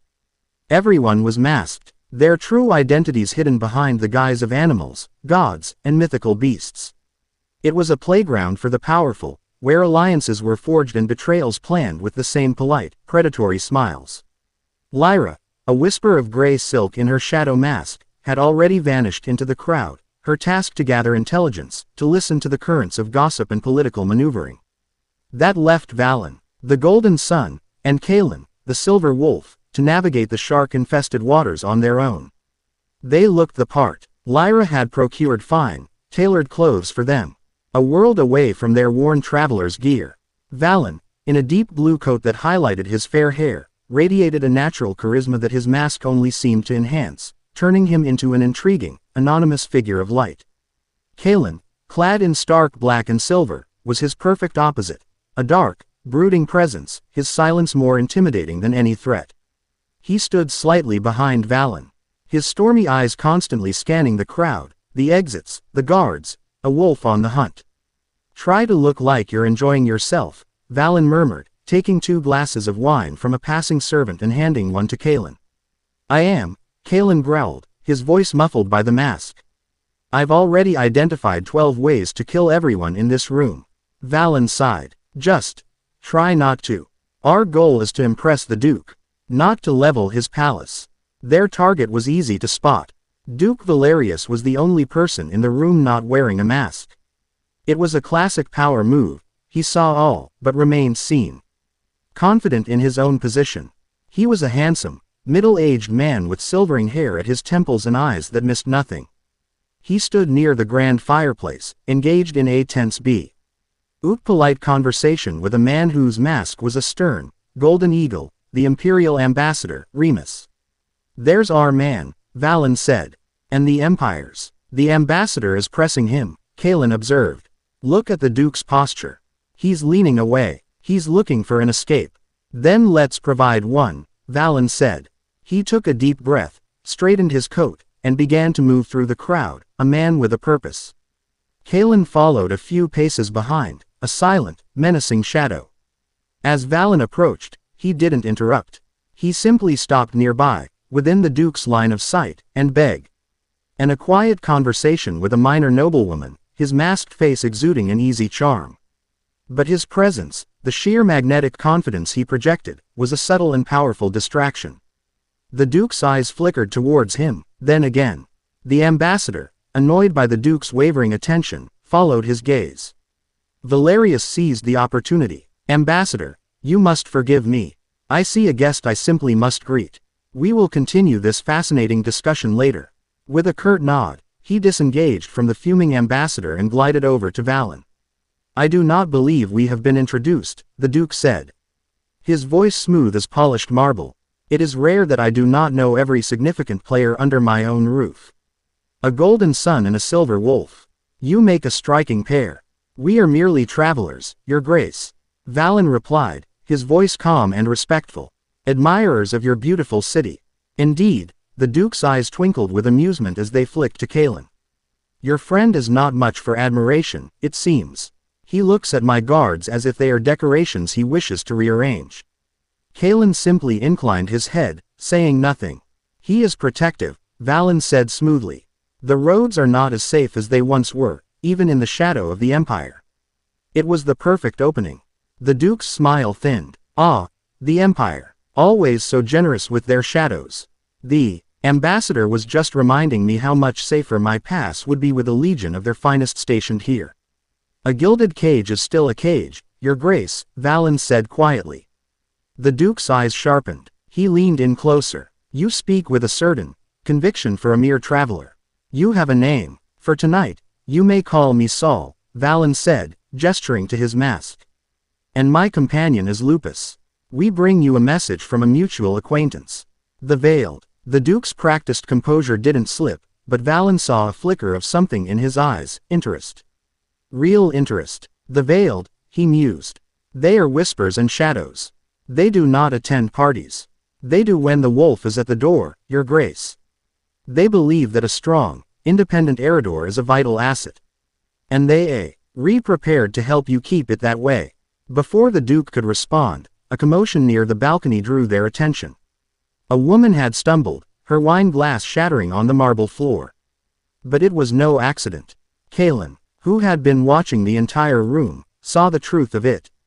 A man dressed as a jester had, accidentally, bumped into her, and in the confusion, a small, dark object had been dropped into the pocket of a portly merchant lord who was deep in conversation. A plant, an exchange. Kalen's eyes narrowed. He looked back at the ambassador, who was watching the scene with a cold, predatory stillness. This was his doing. Your Grace, Kalen's low voice cut in, forgive me. I believe Lord Paris, he nodded towards the portly merchant, has dropped something. He moved before anyone could react. He crossed the room in 3 long strides, his movements fluid and precise. He reached the merchant just as the jester was melting back into the crowd. My lord, you dropped this, Kalen said, his hand deftly plucking the object from the man's pocket. It was a small, lead cylinder. A data slate, containing illicit information. Blackmail. He held it up for the Duke to see. Lord Paris looked down, his face paling as he realized what had just been planted on him. The ambassador, his plot exposed so cleanly and publicly, stiffened. How clumsy of me, the ambassador said, stepping forward. His voice dangerously smooth. That is mine, an inventory slate for my wine cellar. He reached for it. Kalen didn't hand it to him. He held it out to the Duke. Perhaps your grace should hold onto it for safekeeping, he said, his eyes, visible through the wolf mask, locking onto the ambassador's with a look of pure, cold contempt. The Duke took the slate, his expression unreadable. He looked from the slate to the pale-faced merchant, to the furious ambassador, and finally to the wolf and the sun. He had just witnessed a masterclass in political maneuvering. The Veiled had not only come to him with an offer. They had, in the space of a minute, disarmed one of his chief rival's schemes and placed a powerful merchant lord firmly in their debt. Valerius smiled, a genuine, calculating smile. Saul, Lupus, perhaps you would join me in my private study. We have much to discuss. In the soundproofed quiet of the Duke's study, the masks came off. The room was dominated by a huge, intricately carved map of the continent. Lyra was already there, a shadow by the window, having slipped in unseen. That was a bold move, Valerius said, pouring 3 glasses of amber liquid. He did not offer one to Kalen, who remained by the door, a silent guardian. You have made a powerful enemy of Ambassador Remus. He was already our enemy, Lyra said. And yours. We simply made it plain. And your offer? The Duke asked, handing a glass to Valen. Safe passage in your caravan. In exchange for what, precisely? A single data slate is not enough to risk the Empire's wrath. This was Valen's part. This was the demonstration. He didn't speak. He walked to a large, ornate planter in the corner of the study. It contained a rare, exotic plant from the southern jungles, a silver bough, known for its beautiful, metallic leaves. This one was dying. Its leaves were curled and brown, the stem brittle. A gift from a rival, no doubt, a subtle insult. Valen placed his hand on the planter. He didn't unleash a blinding flash of light as he had in Oakhaven. Here, in this room of shadows and secrets, he did something far more impressive. He exerted precise, meticulous control. A soft, golden light, no brighter than a candle flame, bloomed in his palm. It infused the soil, crept up the dying stem. The Duke watched, his eyes wide, as the brown receded from the leaves, replaced by a vibrant, shimmering silver. New buds appeared, unfurling in a matter of seconds. The plant stood restored, more alive and vibrant than it had likely ever been, even in its native jungle. The demonstration was silent, contained, and utterly undeniable. The Empire offers you soldiers, Valen said, his voice quiet but resonant in the still room. They offer you swords and subjugation, a peace enforced by the threat of death. We offer you life. Imagine what that power could do for your city's crops, for your people's health. Imagine the leverage that gives you. An alliance with us is an alliance with life itself. Duke Valerius stared at the restored plant, then at Valen. He was a man who dealt in power, and he was staring at a form of power he had never conceived of. It was not a weapon. It was a tool of creation. A source of prosperity. It was the ultimate leverage. He picked up his glass and raised it. My caravan leaves at dawn, 3 days from now. It will have 3 extra guards. Their descriptions will match yours. I trust your people will be discreet. He took a long, slow sip, his eyes glinting over the rim of the glass. And I will be watching your progress with great interest, Golden Saint. Do try not to get yourselves killed. It would be bad for business. The deal was struck. They had won their passage. But as they left the study and melted back into the masked ball, Kalen felt a prickle on the back of his neck. He glanced back towards the main hall. The Imperial Ambassador was no longer there. But standing in the shadows where he had been was another figure. Tall, cloaked, radiating a cold, disciplined power that made the Inquisitors of Squad Helios seem like children. The figure's head was tilted, as if listening to something no one else could hear. Before Kalen could get a better look, the figure turned and was gone. But Kalen knew, with a chilling certainty, that their game of masks was far from over. The true hunters were closing in. Chapter 5 End. Chapter 6. Whispers in the Blight. The 3 days of waiting in Eridor were a strange, suspended moment in time. They were fugitives, hidden in plain sight, quartered in a lavish wing of the ducal palace.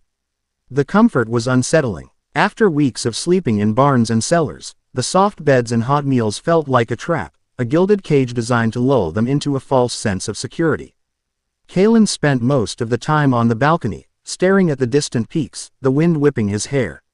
The open air was the only thing that felt real.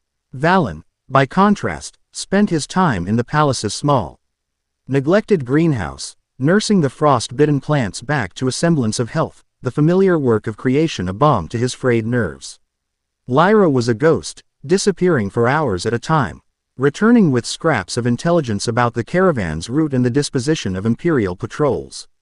On the evening of the second day, a ducal servant, his face a perfect mask of polite indifference, delivered a summons. Duke Valerius requested their presence in his private study once more. The Duke was standing before his massive wall map, a single candle casting long, dancing shadows across the room. He looked less like a ruler and more like a scholar puzzling over an impossible problem. Your passage is arranged, he began without preamble, his finger tracing a route through a series of treacherous mountain passes. The caravan will be well stocked. But I find myself in need of a service. A test, if you will, of the unique assets you now represent. We are not your assassins, your grace, Kalen said, his voice flat. I am not asking for an assassination, Valerius replied, turning to face them. His eyes were serious, stripped of the political gamesmanship of the masquerade. I am asking for an investigation. A mining village to the north, Greywood. It sits atop the richest silver vein in the region. It is the primary source of the metal for my treasury. Or it was. A week ago, it went silent. Silent, Lyra asked, stepping forward. No couriers, no trade wagons, nothing, the Duke confirmed. I sent a pair of my most trusted scouts 2 days ago. They did not return. The area is remote, unpleasant. The locals have always been a superstitious lot, full of stories about the woods being wrong. I dismissed it as folklore. Now, I am not so sure. A plague, perhaps, or a bandit raid, though no ransom has been made. I need to know what has happened to my silver mine. And to my people. Valen felt a familiar pang of concern. A village in trouble. It was the sort of problem he couldn't ignore. What do you want us to do? Go there. Discover the truth. Report back before the caravan leaves tomorrow evening. Consider it the final part of your payment for passage. A demonstration of your utility in the field, not just in a hothouse. He glanced pointedly at the now thriving silver bough in the corner of the room. The journey to Greywood was a descent into gloom. The path left the well-maintained ducal roads and became a rutted track winding through a forest of gnarled, gray-barked trees. The air grew still and heavy. The fearful chatter of birds and insects faded, replaced by an unnerving silence that seemed to press in on them. Kalen felt it first, the static hum of energy that always existed at the edge of his senses. The reservoir of atmospheric power he could draw upon was gone. The air was dead. He tried to summon a simple gust of wind to clear the oppressive stillness and managed only a pathetic puff of air that barely stirred the leaves at his feet. A knot of anxiety tightened in his gut. His power, his unruly but constant companion, felt distant, muted. Valen felt it too, but as an absence. The vibrant life force of the forest, the hum of a million growing things, was fading with every step they took. It was like walking into a painting where the artist had slowly begun leaching all the color, leaving only shades of gray. He felt a phantom chill, a creeping emptiness that had nothing to do with the temperature. "Something is wrong here," Valen said, his hand resting on the trunk of a tree. The bark felt cold and brittle, devoid of the familiar thrum of life within. "The land is sick." "The fading," Lyra whispered, her face grim. She had drawn her twin blades, their dark steel a comfort in the unnatural twilight. "I've read reports in the veiled archives. Old whispers, dismissed by most as myth. A creeping magical blight that drains life and power from the world. I've never seen it firsthand." They found Greywood nestled in a hollow, beside a slag heap that marked the entrance to the mine.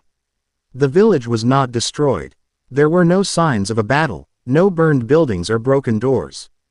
There was only the same profound, unnatural silence of the forest. A column of smoke rose from the blacksmith's forge, frozen in the still air. A half-chopped log sat on a stump, the axe still embedded in the wood. In the center of the village square, a child's rag doll lay face down in the dirt. It was a scene of a life interrupted mid-breath. "It's empty," Kalen growled, his hand resting on his sword hilt. He hated this. He would rather face a legion of inquisitors than this creeping, silent horror.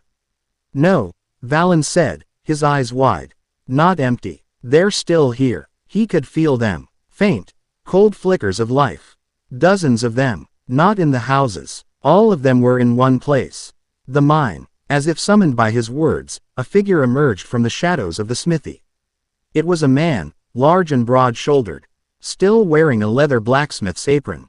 He held a heavy hammer in one hand. But his movements were wrong. They were jerky, unnatural, like a marionette with tangled strings.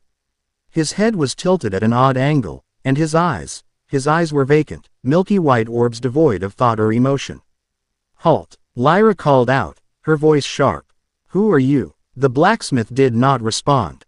He simply began to walk towards them, his heavy boots crunching on the gravel with a dead, rhythmic beat. He was not walking with intent, but with a mindless, magnetic pull. Drawn to the vibrant sparks of life they represented in this colorless world. "That's not a man anymore," Kalen said, drawing his sword. "It's just a shell." The husk, for that was all it was, raised its hammer and charged, a silent, guttural hiss escaping its lips. Lyra moved to intercept, a blur of motion, but Kalen was faster. He thrust a hand forward, calling on the storm. He expected a blast of wind, a sheet of rain. He got a weak, swirling mist that did little more than dampen the husk's apron. The hammer swung. Kalen parried with his sword, the impact jarring him to the bone. This thing was strong, retaining all of its former muscle, but with none of the limitations of pain or self-preservation. Lyra darted in from the side, her blade slicing across the husk's legs. The creature didn't even flinch, though dark. Sluggish blood welled from the cuts. More figures were emerging from the buildings. A woman with a baker's rolling pin. An old man with a gnarled walking stick. A dozen villagers, all with the same empty eyes, the same jerky movements, all converging on them. "Valen, a little help," Kalen grunted, shoving the blacksmith back. Valen reached out, his hand glowing with a weak, sputtering golden light. He tried to form a barrier of vines as he had in Oakhaven, but only a few withered, thorny strands pushed their way from the dead earth before crumbling to dust. His power was being smothered, devoured by the oppressive blight. "It's the fading," Lyra yelled, kicking a husk away. "It's draining us. We can't fight them all." "The mine," Valen shouted, pointing towards the dark maw in the hillside. "They all came from there. The source has to be in the mine." It was their only chance. A fighting retreat. Lyra took the lead, her blades a whirlwind of precise, deadly steel, creating a path. Kalen guarded the rear, his sword a bulwark against the silent, shuffling horde. Valen, his creative power all but useless, found a discarded iron poker and used it as a crude club. his heart aching with every blow he was forced to land on the bodies of the people he had come to save. They scrambled into the darkness of the mine shaft, the groans of the husks echoing behind them. The air inside was colder still, thick with the smell of damp earth and a strange, metallic tang, like ozone. The feeling of being drained intensified with every step they took deeper into the earth. They followed the main tunnel, descending into the heart of the mountain. Faint, pulsing light became visible around a bend ahead. Not the warm, benevolent light of Valen's power, or the cold, sanctioned light of the Empire. This was a non-light, a shifting pattern of blackness against the darkness, a void that seemed to drink the very concept of illumination from the air. They rounded the corner and stopped dead. The tunnel opened into a large, natural cavern. In the center, embedded in the rock floor, was a shard of pure, polished blackness. It was a crystal, perhaps 3 feet high. But it reflected nothing. It was a hole in reality, and from it pulsed waves of tangible emptiness. The fading had a heart. Clustered around the crystal were the rest of the villagers. Dozens of them, standing perfectly still, their heads bowed, their faces slack. They were not dead, but they were not alive. The crystal was feeding on them, draining their life force, their spirits. Leaving behind the empty husks that now shuffled into the cavern behind the trio. "This is it," Lyra breathed, her face pale. "The source. Then we smash it," Kalen said, hefting a miner's pickaxe he'd grabbed from the entrance. He charged forward, but the husks in the cavern, sensing the threat to their new focal point, moved to intercept him. The fight was a desperate, close-quarters affair in the pulsing darkness. Lyra was a phantom, her blades finding the weak points of the mindless villagers. Kalen was a berserker, his pickaxe a brutal, crushing weapon. Valen, his power now a mere flicker, fought with a desperate strength born of grief and fury. Kalen broke through the line and swung the pickaxe with all his might against the black crystal. The iron head struck the obsidian surface with a deafening, discordant clang, like a broken bell. The pickaxe shattered, the head flying off into the darkness, leaving him with a splintered handle. The crystal was unmarked, not even a scratch. "It's no good," he yelled, stumbling back. The husks pressed in, their numbers overwhelming. They were being cornered, forced back against the cavern wall. It was over. Valen looked at the crystal, at the void at its heart. He couldn't fight it with force. He couldn't heal the land around it. The fading was an absence, a negation. And the only thing you can fight a vacuum with is presence. You cannot heal nothingness, but you can fill it. "Kalen, Lyra, buy me a moment," he shouted, a desperate plan forming in his mind. He shoved his way through the husks, ignoring the grasping hands and clawing fingers. And threw himself at the crystal. He pressed both of his palms flat against its impossibly cold, smooth surface. Then, he did the one thing his instincts screamed not to do. He didn't push. He opened the floodgates. He released every last drop of his life force, the sun in his chest, and poured it directly into the heart of the void. It was agony. It felt like his soul was being siphoned out of him. The golden light that erupted from him was not bright and healing, but desperate and raw as it was consumed by the crystal's absolute blackness. The crystal pulsed violently, the waves of nothingness turning chaotic. It was a battle of concepts. Pure, untamed life versus a cold, orderly void. Kalen saw his chance. The crystal was unstable. He grabbed a heavy iron drill rod from the floor. He didn't have his elemental power, but he had the raw, chaotic energy that was the core of his being. He focused all his rage, all his frustration, all his wild, untamed spirit into the iron rod. It began to hum, vibrating with a barely contained power. With a roar that was pure defiance, he lunged forward and drove the humming rod into the heart of the crystal. Just as Valen's light flared to its brightest, most desperate point. Life and chaos slammed into the void at the exact same instant. For a moment, there was only silence. Then, with a soundless scream that tore at their minds, the black crystal cracked. A web of brilliant white light, the opposite of its own nature, spread across its surface. It imploded, collapsing in on itself and vanishing, leaving behind nothing but a smoking, shallow crater in the cavern floor. The moment it was gone, the oppressive, draining atmosphere vanished. The air rushed back in, clean and cold.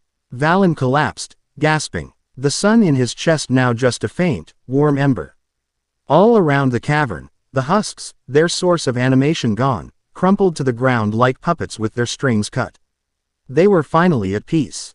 The silence that fell was no longer one of horror, but of sorrow. Lyra knelt beside Valen, helping him sit up. Kalen stood over the crater, breathing heavily, the iron rod still humming faintly in his hand. They had won, but as they looked around at the bodies of the fallen villagers, there was no sense of triumph. "This is the enemy," Lyra said, her voice heavy with the weight of their discovery. "Not the Empire. Not Tiberius. This. A creeping death that consumes everything. The Veiled has to know. The world has to know." They left the mine, emerging into the late afternoon sun. The colors of the world seemed sharper, the air sweeter. The fading had receded, but they knew it was not gone. It was out there, in other dark places, whispering in the blight. They had survived their first encounter with the true enemy, the god of nothingness that slept beneath their world, but the cost had been the soul of a village. And they knew, with a certainty that chilled them to the bone, that this was only the beginning. Chapter 6 End. Chapter 7. The Inquisitor's Gambit. The return from Greywood was a silent, grim procession. The world had regained its color, the air its life. But the memory of the silent village and the all-consuming void of the black crystal was a gray shroud over their spirits. They had faced a horror that had no name, a negation of all they were, and it had left them hollowed out. Valen was the most affected physically. Pouring his life force into the crystal had been like draining his own soul, leaving the sun in his chest as a pale, flickering ember. Every step was an effort, and the familiar, vibrant hum of the living world around him was a distant music he could barely hear. Kalen walked with a tense, coiled energy, the experience having affected him in the opposite way. The deadness of the air in the blighted zone had felt like a personal suffocation, and now that his connection to the storm was restored, it felt more volatile than ever. A wild beast rattling the bars of its cage. He found himself clenching and unclenching his fists, the phantom sensation of ozone tingling on his skin. He had shattered the crystal with his own raw power, a confirmation of its destructive potential that was both satisfying and deeply unsettling. Lyra, ever the pragmatist, was focused on the immediate problem. "We're running out of time," she said, her breath misting in the cool mountain air. "The Duke's caravan leaves tonight. At our pace, we'll miss it. We need to cut through the town of Stonefall. It will shave half a day off the journey." The town of Stonefall appeared in the late afternoon, a welcome sight. It was a quarry town, built into the side of a mountain, its buildings of sturdy, gray stone giving it an air of permanence. Smoke curled from chimneys. The ring of a blacksmith's hammer echoed from the valley floor, and the distant shouts of children playing were a reassuring sound of normalcy after the dead silence of Greywood. It looked like a place to catch one's breath. "We rest for an hour," Lyra decided, her eyes scanning the town's layout. "Get a hot meal, refill our waterskins. Valen needs it. We can still make the rendezvous if we push hard after that." Kalen didn't like it. The town felt too normal, too peaceful. After their recent experiences, peace felt like a lie. "I don't have a good feeling about this," he murmured, his gaze sweeping the rooftops, the shadowed alleyways. "Your good feelings are a storm front, Kalen," Lyra replied, though without her usual bite. She was worried too. "We don't have a choice." They entered the town square. It was bustling. Quarrymen covered in fine white dust drank ale outside a tavern. Merchants hawked their wares. Women exchanged gossip by the central well. But Kalen's initial unease began to solidify into cold certainty. The guards at the town gate hadn't been local militia. They wore the polished steel of ducal soldiers, but their bearing was too rigid, too disciplined. And the people? They bustled, but their eyes were furtive. Their laughter was a little too loud, a little too brittle. It was a performance. Valen, despite his exhaustion, felt it as well. An undercurrent of fear beneath the surface of the town's life, a dissonant note in the symphony of the community. Lyra stopped dead in the center of the square. Kalen was right, she whispered, her hand dropping to the hilt of one of her blades. "Look at the rooftops. On every corner." Kalen and Valen followed her gaze. On the edge of each roof, nearly invisible against the gray stone, was a small metallic device, like a spindly weather vane, each topped with a polished, sun-bleached crystal. There were dozens of them, forming a perfect, interlocking grid over the entire town center. It was in that moment of realization that the trap sprang. A low, resonant hum filled the air, a sound felt more in the bones than heard with the ears. The crystals on the rooftops began to glow with a soft, internal white light, and the world went wrong. For Kalen, it was an explosion. The coiled serpent of his power, the storm in his chest, was suddenly jabbed with 1,000 hot needles. The inhibitors didn't dampen his power, they agitated it, disrupting his control. He felt arcs of raw energy crackle under his skin. The air around him grew heavy, charged with static. He gritted his teeth, a wave of dizziness washing over him as he fought to keep a lightning strike from tearing out of his fist and obliterating the tavern next to him. For Valen, it was the opposite. The faint ember of his life force was suddenly encased in ice. He reached for it, and his connection felt sluggish, syrupy. He could feel the power there, but it was like trying to shout through a thick pane of glass. It was a cage of lethargy, designed to make his abilities too slow, too unwieldy to use effectively. It's a suppression field, Lyra hissed, drawing her blades. They knew we were coming. Everyone, scatter. We regroup at the west gate. Go. Before they could move, a new element of the trap was revealed. A building at the edge of the square, a grain silo, suddenly groaned, a plume of dust erupting from its base. With a sharp crack, a pre-planted explosive charge went off, and the stone structure began to topple, not randomly, but directly towards a crowded section of the Arcade where several children were playing. It was a perfect, cruel calculation. It forced them to react. It forced them to split up. Lyra, the fastest and most agile, immediately sprinted towards the rooftops, intending to find and disable the control source for the inhibitors. Kalen, his power a raging, uncontrollable tempest, was a danger to everyone. His only choice was to draw the main military force away from the civilians. Valen, however, was a healer, a protector. He saw the falling silo, the screaming children, and he did not hesitate. Despite the sluggishness of his power, he ran towards the disaster. He had to try. The town, which had been performing a play of normalcy, now erupted into choreographed chaos. Ducal soldiers, their true imperial allegiance now revealed, swarmed into the square. Their movements precise and coordinated. They ignored the falling silo. They ignored Lyra. They formed a perfect containment circle around Kalen, their crystalline shields and energy pikes designed to fight a mage. In the midst of it all, a single figure walked calmly out of the town hall, his hands clasped behind his back. He wore the simple, severe robes of a high-ranking imperial official, his sharp, intelligent face a mask of calm, academic curiosity. Grand Inquisitor Tiberius had come to observe his experiment in person. Lyra flowed over the rooftops, a gray shadow against the stone. She was in her element here. But so were her opponents. 3 figures, clad in matte black armor that absorbed the light, rose from the shadows to meet her. They wielded no glowing weapons, no crackling magic. They carried only paired, razor-sharp hooks, and they moved with a silent, inhuman grace. Inquisitorial shadow blades, assassins trained to hunt and kill rogue mages and those who aided them. A deadly dance began among the chimneys and slate tiles. It was a battle of pure skill. A blade whistled past Lyra's ear. She dropped, spinning, and her own blade sliced a shallow cut across an assassin's thigh. There was no wasted motion, no sound but the whisper of cloth, the scrape of boots on stone, and the deadly shing of steel on steel. They weren't trying to kill her quickly. They were testing her, herding her away from the inhibitor array, isolating her in their web. In the square below, Kalen was a cornered bear. The soldiers advanced, their shields flaring as he instinctively let out a wave of unfocused kinetic force. Rain began to fall in a torrent directly over his head, but it was a cold, sleeting rain mixed with hail that battered his allies and enemies indiscriminately. He couldn't control it. He tried to summon a gust of wind to break their formation, and instead, a small, violent cyclone tore the roof off a nearby stall, sending wood and canvas spinning into the terrified, fleeing civilians. "Damn you!" he roared, as much at himself as at the Inquisitors. He was their greatest weapon. Every time he tried to fight, he risked hurting the very people he was trying to protect.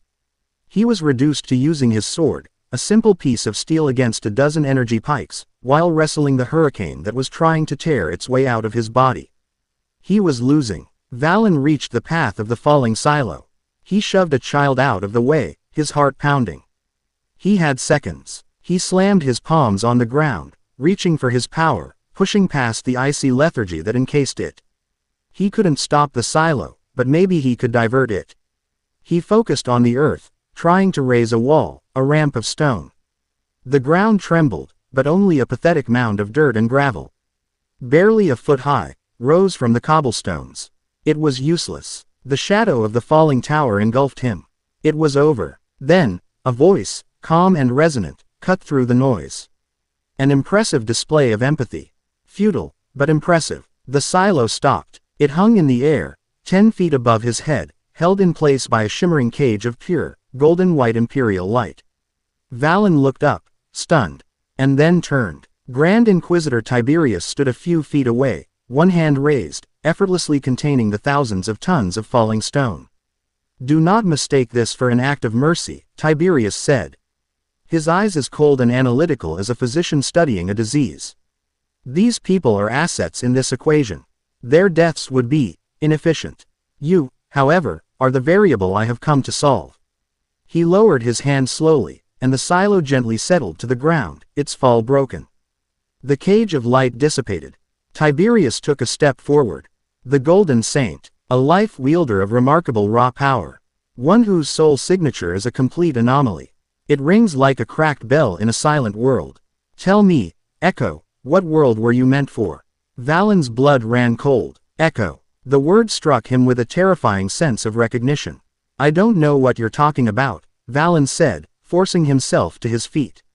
"No, I do," Tiberius replied, his verses OICE laced with the pleasure of a scholar revealing a grand discovery. "Your soul, and that of your storm-tossed friend, they do not belong here. They are imprints, repercussions, leftovers from a reality that has bled into ours. You are not the first. Long ago, my predecessors studied this phenomenon. The power you wield is not of this world, and therefore, it is an existential threat to it. It is a contagion, just like the fading." He gestured to the town around them. "This is what happens when power goes unchecked. It festers, it corrupts, it consumes. You think you are a force for life, but you are merely a different flavor of chaos. You must be studied, and then, you must be cleansed." Tiberius raised his other hand, and a set of glowing manacles formed in the air. "Now, surrender for purification, or I will be forced to dissect you piece by painful piece right here." Valen looked past Tiberius. He saw Kalen, bleeding from a dozen shallow cuts, being forced to his knees. He saw Lyra on the rooftops, disarmed, a blade to her throat. He saw the cold, unwavering certainty in the Grand Inquisitor's eyes. This wasn't a battle, it was an execution, a purification. But Tiberius had made one mistake. He had saved the civilians. He had shown Valen that he would not sacrifice his assets needlessly. And in doing so, he had given Valen his only weapon. Valen didn't look at Tiberius. He looked at the townsfolk, cowering in the alleys and doorways. He opened his mouth, and he didn't attack the Inquisitor. He spoke to the people. "He's lying to you." Valen's voice, though not loud, rang with a desperate, resonant truth. "He told you we were monsters, didn't he? He promised you safety if you helped him trap us. But his peace is a cage for all of you." He took a deep breath and pushed against the inhibitor's grip with every ounce of his will. A small, warm, golden light began to glow from his chest, pushing through his tunic. It wasn't a weapon, it was a beacon. "I can't fight him," he called out, his voice shaking with the effort. "But I can heal you. Anyone who has been hurt, anyone who is sick, anyone who lives in fear. His power only takes, mine only gives. Choose." It was a wild, desperate gambit, a gamble on the human spirit. For a long moment, no one moved. Then, a small child, the one Valen had pushed from the silo's path, ran from her mother's arms towards him. A quarryman, his arm broken by a piece of falling debris, staggered after her. An old woman, her face a mask of hope, followed. One by one, then in a flood, the people of Stonefall, the assets, the pawns in Tiberius's game, broke from their hiding places and rushed towards Valen, forming a human shield around him. Tiberius's face, for the first time, showed a flicker of emotion, annoyance. Pure, unadulterated annoyance. His perfect equation had been ruined by an unquantifiable variable, hope. Fools, he hissed. You embrace your own plague. The distraction was all Lyra and Kalen needed. On the rooftop, Lyra stomped her heel down on her captor's instep. As he grunted in pain, she drove her head back, smashing into his face. In the square, Kalen let out a roar of pure defiance. He wasn't trying to control the storm anymore. He became the storm. He unleashed a single, explosive pulse of raw, atmospheric power. It wasn't lightning. It wasn't wind. It was a concussive blast of ionized air that sent the entire circle of soldiers flying backward. Chaos erupted. Lyra, now free, threw a series of smoke pellets into the square, blanketing the area in a thick, choking fog. Kalen, his nose bleeding from the sheer effort, grabbed Valen's arm. Time to go. They plunged into the smoke. Tiberius, his face a mask of cold fury, raised his hand to incinerate the entire crowd, but he hesitated. Slaughtering a town of his own citizens was an inefficiency he could not afford. It would unravel his authority. As the trio vanished into the chaos, Tiberius's voice cut through the fog, a final, chilling promise. Run, echoes. It does not matter. You are not the first to arrive in this world. And you will be purified, just like all the others. They escaped Stonefall, battered, bleeding, and utterly defeated. They had missed the caravan. They were alone. And they were being hunted by a man who was not just an enemy, but a scholar of their own forgotten nature, a man W. Ho saw them as the first symptoms of a disease he had sworn to eradicate. Chapter 7 End. Chapter 8. The Isle of Ethel. They ran. For 5 days, they were little more than ghosts, hunted animals in a world that had turned on them. The failure at Stonefall was a raw, open wound. They had not only been outmaneuvered and defeated, but psychologically dismantled.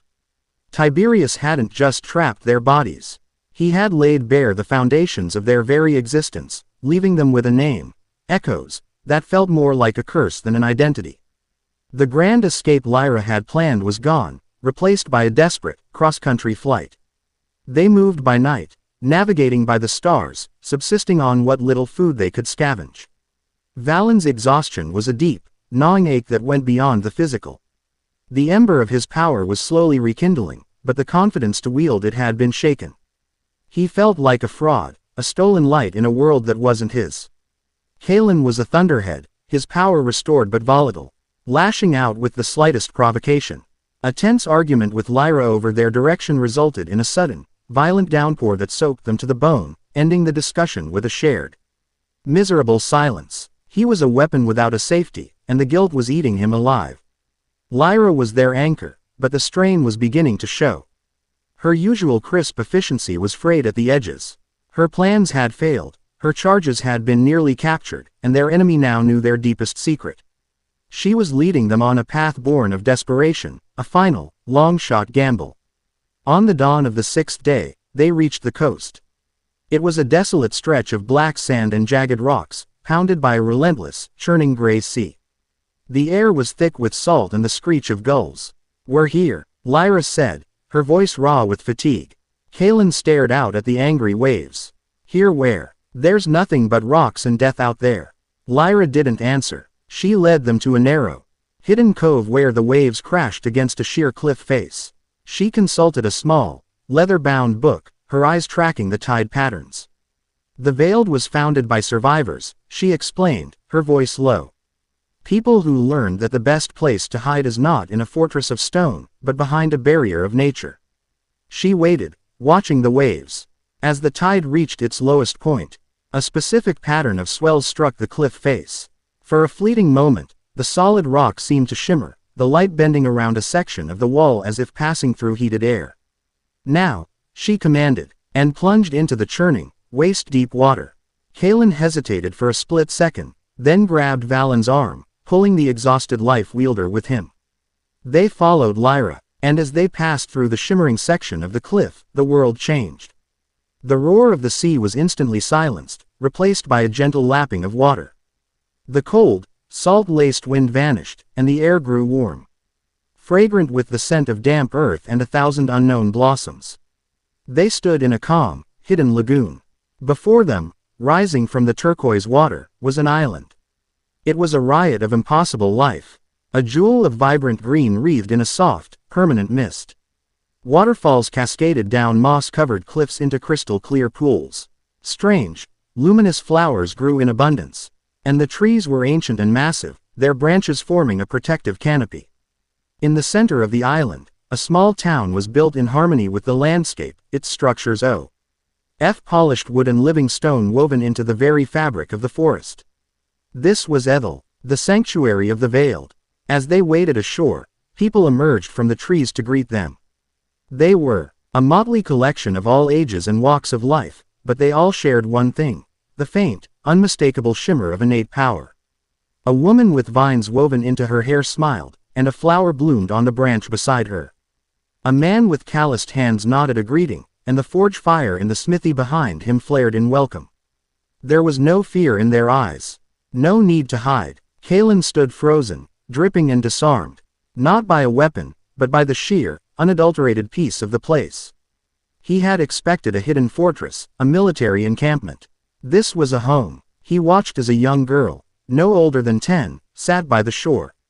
Concentrating intently, a small, perfect sphere of water lifted from the lagoon and hovered in the air before her, shimmering in the soft light. She giggled, and the sphere dissolved back into the sea. She wasn't training for a fight. She was playing. The sight struck something deep inside Kalen, a part of him that had been clenched into a fist for as long as he could remember, and he felt it, just for a moment, begin to unfurl. An older woman with silver-streaked hair and eyes that held the calm, deep wisdom of a forest pool approached them. She wore simple, homespun robes. But she carried an undeniable authority. "Lyra," she said, her voice warm. She embraced the younger woman. "You made it. We were beginning to fear the worst." "It was close, Alara," Lyra admitted, a universe of weariness in her voice as she finally let her guard down. Tiberius himself was there. The woman's, Alara's, calm expression tightened. Her gaze moved to Valen and Kalen, taking in their battered state. There was no pity in her eyes, but a deep, resonant empathy. "The storm and the sun," she murmured. "The whispers of your arrival have been loud. Come. You are safe here. Rest. Heal. Ethel will protect you." The days that followed were a strange dream of recovery. Ethel was not just a physical sanctuary, it was a balm for the soul. The island was saturated with a gentle, ambient magical energy, a life force that seeped into Valen's weary bones, helping the ember in his chest slowly grow back into a steady, warming flame.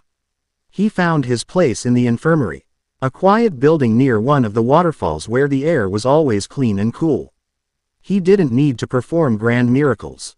He would simply sit with the sick or injured, his presence and gentle touch of his power accelerating their own natural healing. He helped a young boy whose arm had been broken in a fall from a tree, knitting the bone with a soft, golden light. He soothed the fevers of an old man, his warmth driving out the sickness. Here, his power wasn't a spectacle or a weapon. It was a gift, quietly given and gratefully received. It was a purpose, and it began to mend the cracks in his own spirit.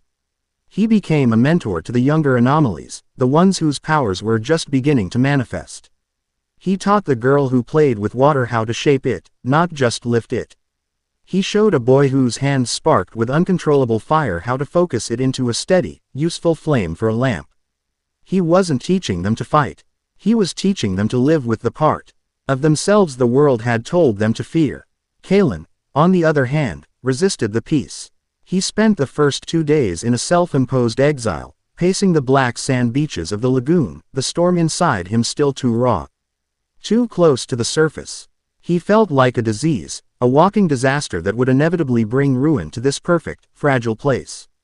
He watched families laughing together, artisans using their gifts to create beautiful things, and he felt a bitter, aching envy. On the 3rd day, Alara found him staring out at the shimmering veil that hid them from the world. "The sea speaks to you, doesn't it?" she asked, her voice gentle. Kalen just grunted. "Your power is not a curse, Kalen," she continued, as if he had answered. "It is a part of you, as much as the blood in your veins. You fight it because you fear it. You fear what you did in Stonefall. You fear the collateral damage. But a storm that is fought is a hurricane. A storm that is understood is merely the tide. It has a purpose, a rhythm. She led him to a secluded part of the island, a wide, flat clearing of volcanic rock, constantly battered by the winds that swirled around the island's protective barrier. "Stop fighting it," she advised. "Listen to it. Let it out. There is nothing here for you to break." He was reluctant, but something in her calm certainty gave him pause. He was tired of the fight. He stood in the center of the clearing, closed his eyes, and for the first time, he didn't try to suppress the serpent. He loosened his grip. The release was instantaneous and terrifying. A gale erupted around him, tearing at his clothes. The sky, visible through the canopy, darkened. Rain began to fall in a torrential sheet, and a bolt of lightning, raw and untamed, arced from his body and struck a nearby rock, shattering it into 1,000 pieces. The sheer, untamed power of it left him staggering, breathless. Again, a calm voice said. He turned. Valen was standing at the edge of the clearing, his arms crossed.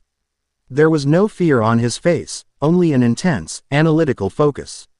"What are you doing here?" Kalen growled, the wind still whipping around him. "Alara sent me," Valen replied. "She said the tide was coming in. Thought you might need someone to help you build a sandcastle instead of a tidal wave." Kalen snorted, but the tension in his shoulders lessened. "Funny. Let it out again," Valen said. "But this time, don't just throw it. Give it a purpose. Aim for that peak." He pointed to a craggy rock formation high above them.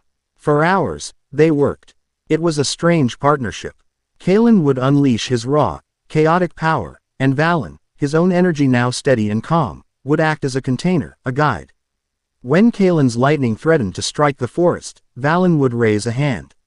And a thick, ancient root would burst from the ground, absorbing the charge.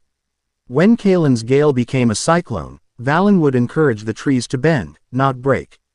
Their leaves creating a vortex that would dissipate the wind's fury. It wasn't a battle. It was a conversation between two opposing, yet complementary forces. Kalen began to learn control, to feel the shape of his power instead of just its force. Valen, in turn, was reminded of the sheer, awesome power of the natural world, a force that could not be tamed, only understood and respected. "Tiberius called us echoes," Kalen said during a lull, his breathing heavy, the air around them smelling of rain and ozone. Valen nodded, his gaze distant. "I know. I've been thinking about it. It felt true, like hearing a word you've forgotten you knew." "Do you remember anything?" Kalen asked, his voice lower than usual. "Before this." "Flashes," Valen admitted. "The color orange. A feeling of loneliness, but also, of having a great many friends. The taste of ramen. And a name that feels like my own, but isn't." He looked at Kalen. "You." Kalen stared at his own hands. "The sea. The smell of salt. A feeling of betrayal. Like I disappointed my father. And a sword that felt like a part of my own arm." He clenched his fist. "It doesn't matter. This is our life now. Being hunted. Being freaks. Maybe," Valen said, looking around at the vibrant life of Ethel. "Or maybe we're just in the wrong home." The respite allowed for quiet moments they had never been afforded before. One evening, Lyra found Kalen sitting on the edge of a cliff, watching the veiled sun set. The pragmatic, hardened soldier was gone, replaced by a quiet, watchful young woman. "It's peaceful here," she said, sitting beside him. "For now," he replied, his default cynicism still in place. "You're good with him, you know," she said, nodding back towards the lights of the town where Valen was likely still with the children. "You balance each other." Kalen just shrugged, uncomfortable with the compliment. "He's too trusting. He's going to get himself killed." "And you're not trusting enough," she countered gently. "You'll die alone. There's a middle ground, Kalen. This place, this is it." He looked at her then, at the way the fading light caught the soft lines of her face, and saw not just the agent, but the woman who had risked everything for them. A strange, unfamiliar warmth spread through his chest, a feeling that had nothing to do with his power. "You belong here," he said. "We all do," she replied, her gaze holding his for a moment longer than necessary. But the peace was a fragile, beautiful illusion. It was Alara who discovered it. She summoned the three of them to the heart of the island. A place they called the Grove of the Ancients. Here, a circle of massive, silver-barked trees stood, their branches interwoven to form a living cathedral. The air here was supposed to be thick with life and ancient magic. But it was cold. One of the trees, the oldest of them all, was sick. Its leaves, normally a vibrant silver, were tinged with a familiar, leprous gray. Its bark was brittle, and a fine, black dust coated the ground around its roots. Valen stepped forward and placed his hand on the trunk. He recoiled as if burned. The familiar, sickening emptiness washed over him. The draining void he had felt in Greywood. It was weaker here, a mere whisper, but it was unmistakable. No, he breathed. It can't be. The fading, Lyra said, her voice tight with disbelief and horror. It's here. On Ethel. Alara's face was a mask of profound sorrow. I have feared this. The blight is not just a random occurrence. It is a presence, a will, and I believe it was drawn here, by them. Her gaze fell upon Valen and Kaelin. It's hunting us, Kaelin stated, the pieces clicking into place. Not just you, Alara corrected, her eyes dark with ancient knowledge. It hunts your very nature. This sanctuary is the most powerful concentration of anomalous life on the continent. To the fading, we are a feast. She looked at the dying tree, then back at the trio, her expression hardening with a grim resolve. Your respite is over, children. The time for healing is done. Now, you must learn the truth of what you are, and why you were brought to this world. For the enemy is no longer at the gates. It is in the very soil beneath our feet. Chapter 8 End. Chapter 9. The God of Nothingness. The cold in the grove of the ancients was not a physical sensation, it was a spiritual one. It was the chill of a tomb, an invasive emptiness that clung to the soul. Valen pulled his hand back from the dying silver tree as if its bark were poison, the familiar, sickening drain leaving him trembling. The vibrant life of Ethel, which had so carefully mended his spirit, now felt terrifyingly fragile, a candle flame in a rising tide of darkness. It should not be possible, Lyra whispered, her hand resting on the hilt of a blade, a useless gesture against an enemy that could not be cut. Ethel's veil is woven from the life force of the island itself. It should be immune to the fading. The veil is a shield against the world outside, Alara said, her voice heavy with a sorrow that felt as ancient as the trees around them. But this plague did not come from the outside. You brought the seeds of it with you. Her gaze, though not accusatory, was heavy as it rested on Valen and Kaelin. Come, there are things you must see. Truths you must understand. She led Hem from the dying grove to the very heart of the island, to a chamber beneath the roots of the oldest trees. The walls of the heartwood chamber were not carved but grown, a seamless weave of living wood that pulsed with a soft, internal light. In the center of the chamber was a round, shallow pool of water, its surface as still and dark as polished obsidian. For generations, the leaders of the Veiled have used this place to listen to the song of the world, Alara explained, her voice echoing softly in the living chamber. But lately, the song has been growing fainter. A deep, discordant note of silence is growing, threatening to consume all other music. This is the sound of Verlag. She gestured to the pool. This is not just water. It is a liquid memory, drawn from the lifeblood of the island. It will show you what words cannot fully explain. Look, understand what it is you are fighting. Hesitantly, the three of them peered into the dark water. The surface rippled, and an image formed, not like a reflection, but like a window into the deep past. They saw a world teeming with a raw, chaotic magic. Colors were brighter, mountains were sharper, and life burst forth in 1,000 untamed forms. Then they saw the coming of a shadow. It was not an army or a monster, but a slow, creeping patch of non-existence spreading from the dark spaces between the stars. It was Verlag. The pool showed them the cataclysm. Verlag, a being not of malice but of cosmic hunger, fed on the world's wild magic, leaving behind blighted lands and husks of living things. The ancient civilizations, powerful in their own right, fought back. They unleashed energies that could shatter continents, but it was like trying to punch a hole in the ocean. The void simply consumed their power and grew stronger. Verlag is not a god of evil. Alara's voice narrated the silent, terrifying vision. It is the god of nothingness. A universal constant. The entropy that seeks to return all energy, all life, all existence, to a state of perfect, silent equilibrium. The fading is its shadow, the aura of its presence touching our world as it slowly awakens from its eons of slumber. The image in the pool shifted. It showed them a desperate alliance of the world's last mages. They could not destroy Verlag, so they did the next best thing. They wove a great spell, a lullaby of immense power, sacrificing their own lives to push the entity back into a deep slumber, sealing it away in the planet's core. But the seal was imperfect. And it was weakening. That was thousands of years ago, Alara said. The world forgot, but the god of nothingness dreams. And its dreams are the fading. What does this have to do with us? Kalen demanded, his voice tight. The pool's surface swirled again. This time, it did not show the past.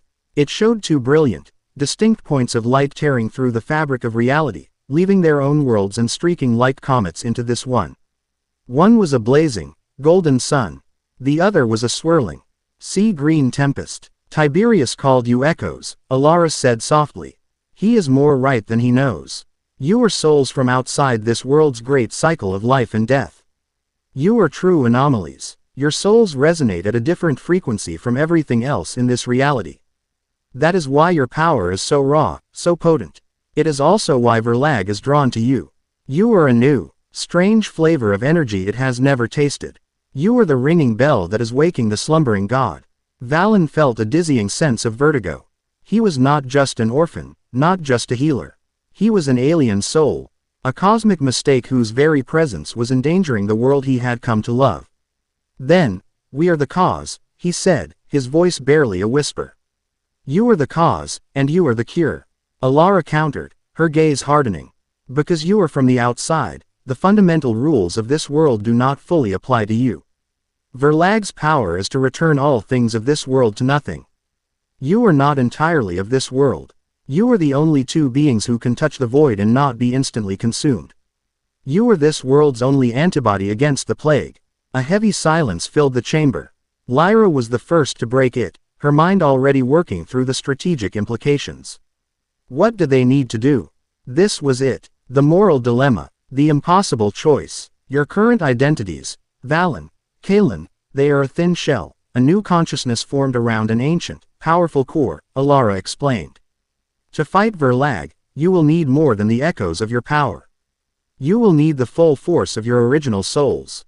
All their memories, their experiences, their strength. You must undergo a process we call the integration.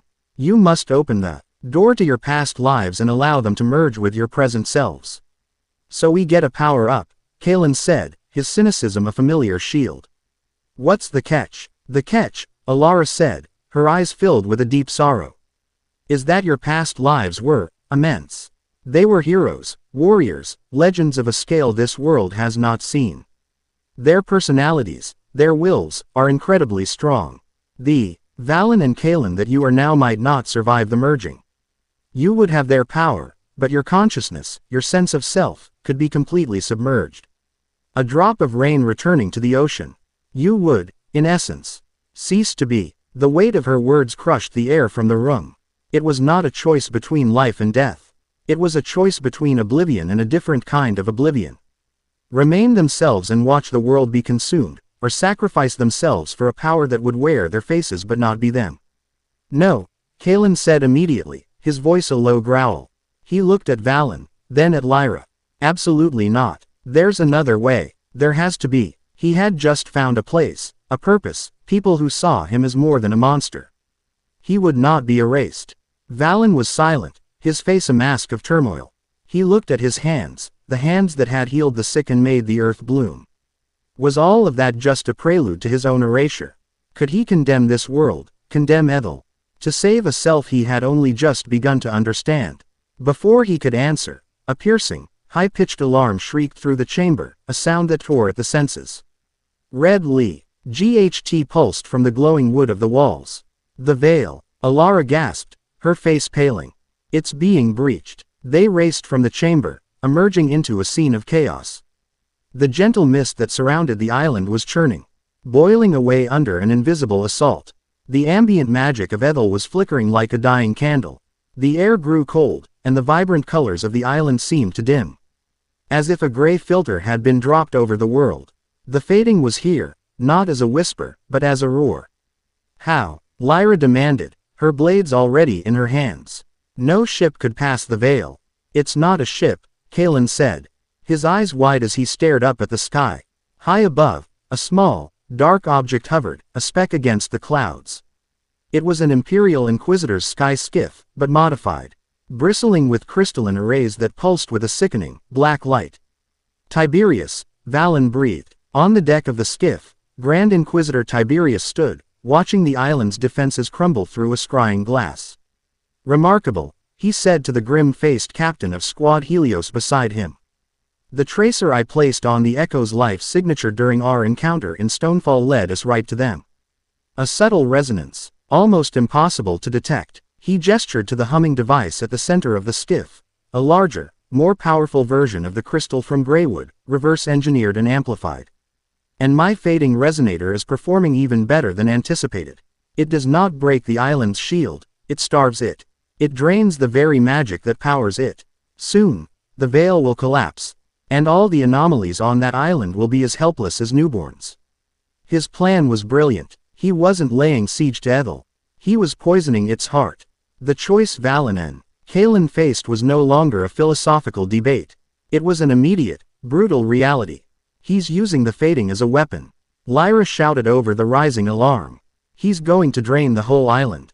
And then his troops will just walk in and slaughter us. The great silver trees of the grove of the ancients began to groan, their leaves turning to gray dust and falling like snow.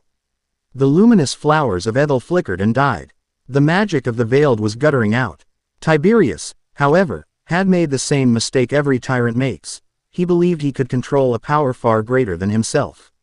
The fading resonator on his skiff was not just amplifying the ambient blight. It was a dinner bell, a screaming beacon broadcast directly to the slumbering god in the world's core. A deep, groaning tremor shook the island, far more powerful than any seismic charge. The obsidian water in the heartwood pool cracked. The sky above, already gray, began to darken to a bruised, unnatural purple. Reality itself seemed to thin, the edges of the world fraying like old cloth. On the skiff, Tiberius staggered, his calm certainty finally shattering as he felt a presence, an ancient and incomprehensibly vast consciousness. Stir in the depths. What is this? He stammered. The resonator began to glow with a terrifying, black light, cracks spider webbing across its surface as it was overwhelmed by the very power it was trying to channel. It's too much. Shut it down. But it was too late. The fading was no longer a creeping shadow. It was an overwhelming presence, a wave of absolute nothingness that washed over the island. Verlag was waking up. Down below, Valen and Kalen looked at each other. The choice was gone. There was no time to debate, no time to find another way. There was only the end, rushing towards them. I won't be erased, Kalen said, his voice quiet but fierce, his eyes locking with Valen's. Neither will I, Valen replied, a new, hard certainty in his voice. He looked at Lyra, at the fear and determination on her face. He looked at the dying island around him. We don't have to be a drop of rain returning to the ocean. We can be the storm and the tide. We integrate, not to be replaced, but to become whole. It was a third option, born of desperation and a trust forged in fire. A gamble on the strength of their own new identities. Before Alara could warn them of the risks, before Lyra could protest, they closed their eyes, turned inward, and together, they opened the door. Chapter 9 End. Chapter 10. The Sundered Veil. The world dissolved. For Valen and Kalen, the dying island of Ethel, the shrieking alarms, and the encroaching void vanished, replaced by an incandescent torrent of memory and sensation. It was not a gentle merging, it was a dam breaking. A lifetime of experience, of love and loss, of titanic battles and quiet moments, crashing into the fragile vessel of their current consciousness. Valen was drowning in a sea of orange. The loneliness of a pariah child. The sting of betrayal, the warmth of a mentor's hand. He felt the rough texture of a sage's cloak, the exhilarating rush of wind beneath his feet, the fierce, burning loyalty to friends who were family. He tasted ramen, felt the phantom pain of a hand pierced through, and heard a name echo in the storm of his mind, a name of spiraling, untamable energy, Naruto. The sheer, overwhelming force of that life, that will, threatened to obliterate the quiet healer he had become. But in the heart of the storm, Valen held on to a single, anchoring thought, the image of a young boy's broken arm, knitting itself back together under his gentle, golden light. It was his. That act was his. He was not just the echo. He was the deed. Kalen was plunged into the crushing depths of a green-eyed ocean. The sting of salt water, the weight of a prophecy, the bitter taste of a god's neglect. He felt the comfortable heft of a bronze sword, the thrill of riding a Pegasus. The devastating grief of seeing friends fall in a war they shouldn't have had to fight. He felt a fierce, rebellious love for a girl with wise gray eyes and a loyalty to a camp that was his only true home. A name roared in his ears. A name that meant, son of the earth shaker, a name that commanded the sea, Percy. The cynical, world-weary hero of that other life threatened to consume the angry, wounded boy he was now. But Kalen clung to a single, defiant image, standing back to back with Valen in a garden, facing down an enemy, a pact made not of destiny, but of choice. He was not just the remnant. He was the rebellion. They were not erased. They were forged. The two lifetimes slammed together, not as water into water, but as iron into fire. The memories, the power, the experience of Naruto and Percy became a library. A foundation upon which the identities of Valen and Kalen were not just preserved, but completed. They were no longer echoes. They were resonances, a fusion of past and present. A new chord struck in the song of reality. They opened their eyes. The entire process had taken less than a second. The world they saw was dying. The fading, unleashed and amplified, was washing over Ethel in palpable waves of gray nothingness. The great trees were crumbling to dust. The luminous moss that lit the city flickered and went out. The people of the Veiled were on their knees, clutching their heads. Their own life force being leached away by the sheer proximity of the awakening god. High above, Tiberius's skiff was coming apart. The fading resonator had overloaded, hattering its crystalline matrix and sending arcs of black, anti-energy across the deck. The ship listed, trailing smoke, its engine sputtering as the void consumed its power. Valen and Kalen looked at each other. There was no need for words. They saw the truth in each other's eyes. The golden sun of a healer and the sea-green storm of a warrior, now unified, deeper and more powerful than before. Lyra, Valen's voice was calm, but it resonated with a new, profound authority. Get everyone to the Heartwood Chamber. Its life force is the strongest. It will shield them for a time. Alara, Kalen's voice was a low rumble, stripped of its earlier anger, now holding the weight of a tidal wave. Prepare to sever the island's anchor. We're going to cut it loose from the world's ley lines. It's the only way to save it from the feedback. Lyra and Alara stared, momentarily stunned. These were not the same men who had entered the chamber moments ago. Their presence had a weight, a density, that bent the very air around them. They moved with the confident grace of seasoned commanders, their eyes holding the wisdom of 1,000 battles. Without question, the two women moved to obey, rallying the dazed survivors. Their hope rekindled by the impossible certainty of their two champions. With a shared glance, Valen and Kalen turned their attention to the sky. Valen raised his hand. His power, no longer just a gentle, healing warmth, erupted from him. It was not the light of the Empire, a cold and sterile tool of control. This was the light of life itself, a blazing, golden sun of pure vitality. It formed a massive, shimmering dome of energy over the center of the island, a sanctuary of life pushing back against the encroaching gray of the fading. The dying plants within its radius straightened, their colors returning. The collapsing people of the Veiled felt a surge of warmth, the life-leeching cold held at bay. Kalen thrust his own hands towards the sky. He did not summon a wild, uncontrolled storm. With a deep, resonant roar, he pulled on the fundamental forces of the atmosphere. The clouds above the island began to swirl, not with rain, but with raw, kinetic energy. Air compressed, forming solid, invisible walls that buffeted Tiberius's skiff, shoving it away from the island, preventing its crashing remnants from falling onto the sanctuary. He was not just calling the storm, he was the storm. A master of its every whim and current. The battle for Ethel had begun. It was a two-front war. Below, the Veiled, under Lyra's command, fought a desperate battle for survival, shepherding the weak and the young into the relative safety of the Heartwood Chamber. Above, a battle of gods and monsters was taking shape. Aboard the crippled skiff, Tiberius stared down in horrified disbelief. His perfect trap, his meticulous experiment, had resulted in an apocalypse of his own making, and the creation of two beings whose power defied all of his research. They are not echoes, he breathed, his scientific curiosity warring with his instinct for survival. They are a synthesis. His thoughts were cut short as the very air beneath the island seemed to groan. Deep in the earth, the presence of Verlag swelled, no longer a dream but a waking nightmare. The sea around Ethel began to recede, not from a tide, but as if being drawn down into a vast, unseen drain. In the newly exposed seabed, the rock and sand began to dissolve, not into water, but into nothingness. A great, swirling vortex of absolute void was forming directly beneath the island, the Psychical manifestation of the god of nothingness. From the center of this void, a shape began to rise. It had no true form, a shifting, vaguely humanoid silhouette of pure blackness, a hole in the shape of a man against the backdrop of reality. Where its eyes should have been were 2 points of cold, ancient starlight. This was the form Verlag had chosen, an avatar of its own consuming hunger.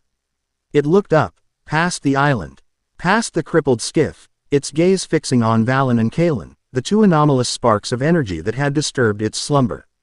"We can't fight the thing and protect the island at the same time," Kalen said. The wind roaring around him. "We won't have to," Valen replied. His golden dome of protection pulsed, and tendrils of pure life energy shot down into the island's core, reinforcing the heartwood. Giving Alara the strength she needed. "Just buy her a little more time." The avatar of Verlag raised a hand, and a beam of pure negation, a ray of absolute anti-existence, shot towards Valen's shield. Where the beam struck, the golden light sizzled and dissolved, the two opposing forces annihilating each other in a silent flash. The shield held, but cracks appeared in its luminous surface. Kalen answered with a bellow. He gathered all the moisture in the air, pulling the very water from the sea, and formed a massive, swirling waterspout, a liquid serpent of unimaginable pressure. He sent it crashing down on the avatar. The water struck the void form and was instantly unmade, disappearing from existence without a splash. But the sheer kinetic force of the blow caused the avatar to stumble. Its own attack wavering. It was in that moment of distraction that Tiberius made his final, terrible choice. His skiff was doomed. His mission was a catastrophic failure. He saw the monster he had helped unleash. He saw the two heroes who had risen to fight it. And in a moment of horrifying clarity, the Grand Inquisitor, the man who believed only in order, saw the truth. The echoes were not the chaos. They were the only possible solution. His entire ideology was a lie. "If I am to be erased," he said to the terrified remnants of his squad, his voice ringing with the fire of a zealot finding a new, terrible faith, "then my end will have meaning." He seized the controls of the listing skiff and aimed its nose not at the island, but at the avatar of Verlag. He diverted all remaining power from the engines, from the life support, into the ship's forward energy lance, a weapon designed to breach fortress walls. But he didn't feed it normal energy. He reversed the polarity of the shattered fading resonator, turning it into a fading emitter. He would not fight the void with energy. He would fight it with a focused, concentrated blast of its own nature. It was a suicide run. A final, desperate equation. The Imperial skiff, trailing fire and smoke, dove from the sky like a vengeful comet, its main weapon glowing with a sickening, black light. "For the sanctity of reality," Tiberius screamed, his last words a prayer to the very order he had just broken. The skiff slammed into the avatar of Verlag. The resulting explosion was one of absolute silence. It was not a bloom of fire and light, but a sudden, violent expansion of pure nothing. The skiff, Tiberius, and a significant portion of the avatar's upper torso were instantly, utterly, and completely unmade. Wiped from existence as if they had never been. The avatar staggered back, wounded not by force, but by a focused paradox. The sacrifice had created an opening. "Alara, now!" Valen roared. Deep in the heartwood, Alara and the mages of the Veiled slammed their staves to the ground. A wave of green and silver light erupted from the chamber, spreading through the island's roots. With a great, groaning tear, Ethel was ripped from its physical and metaphysical foundations, its connection to the world severed. The island shuddered and then began to float, rising slowly into the air. A living arc powered by its own internal life force, escaping the grasping void below. They had saved the island. But the avatar of Verlag, its form regenerating, was still there. and it was now focused entirely on them. Valen and Kalen stood on the rising shore of Ethel, their backs to the people they had saved. They looked down at the god of nothingness. Their job was not done. It can't be destroyed, Valen said, the memories of Naruto giving him an innate understanding of such cosmic entities. But it can be sealed. Just like old times, huh? Kalen replied, a grim smile, touching his lips as the memory of Percy's own world-saving experiences surfaced. They acted as one. Valen's hands flashed through a series of complex hand signs, a muscle memory from a life he now fully understood. Golden chains of pure, solidified life force, inscribed with ancient, glowing runes, erupted from the air, shooting towards the avatar. Simultaneously, Kalen raised his hands and the sea, now free from Verlag's drain, rose with him. A great, swirling vortex of saltwater and atmospheric pressure formed around the dark god. The chains struck first, wrapping around the avatar's limbs, its torso. The runes flared, not burning the void, but containing it, imposing the concept of form and limitation upon it. The avatar struggled, its null energy dissolving the chains as fast as Valen could create them. Then the ocean came down. Kalen brought the full, crushing weight of the sea, a prison of immense pressure and elemental fury, crashing down on the chained god. The vortex SLA. MMED, the avatar backed down into the chasm from which it had emerged. Now, Valen, Kalen yelled, the strain of holding back the entire ocean making his body tremble. Valen gathered every last ounce of his power. He formed a Rasengan, a spiraling sphere of pure energy from a forgotten life, but he did not fill it with wind. He filled it with the golden light of creation, with the unshakable concept of life itself. He leapt from the rising island, a golden comet descending towards the struggling god. He plunged into the watery vortex, down into the heart of the void, and slammed the glowing sphere of life into the avatar's chest. Seal. The explosion was not of light or sound, but of concepts. Life and nothingness met. The golden chains flared, powered by the seal, and solidified. The ocean crashed down, its pressure becoming a permanent cage. A great, shimmering dome of golden energy, etched with the swirling green patterns of the sea, formed over the chasm, locking the weakened avatar of Verlag back in its deep subterranean prison. The storm ceased. The sea grew calm. The rising island of Ethel floated peacefully in the dawn of a new day. Valen, his energy spent, floated in the calm water below. Kalen, with a final, gentle push, guided a wave to lift his friend and carry him back to the shores of their new, flying home. They lay on the grass, side by side, exhausted but whole. As Lyra and the people of the Veiled rushed to their side. The war was not over. The god of nothingness was merely slumbering again. The Lumen Empire, now without its Grand Inquisitor, would be in chaos. But it would not be gone. The world was still full of shadows. But Ethel was safe. Its people were free. And as the flying island drifted through the clouds, a new sanctuary in a broken world. Its two guardians looked at each other and knew, with absolute certainty, that they were no longer echoes of forgotten heroes. They were Valen and Kalen. And their own legend had just begun. Chapter 10 ends.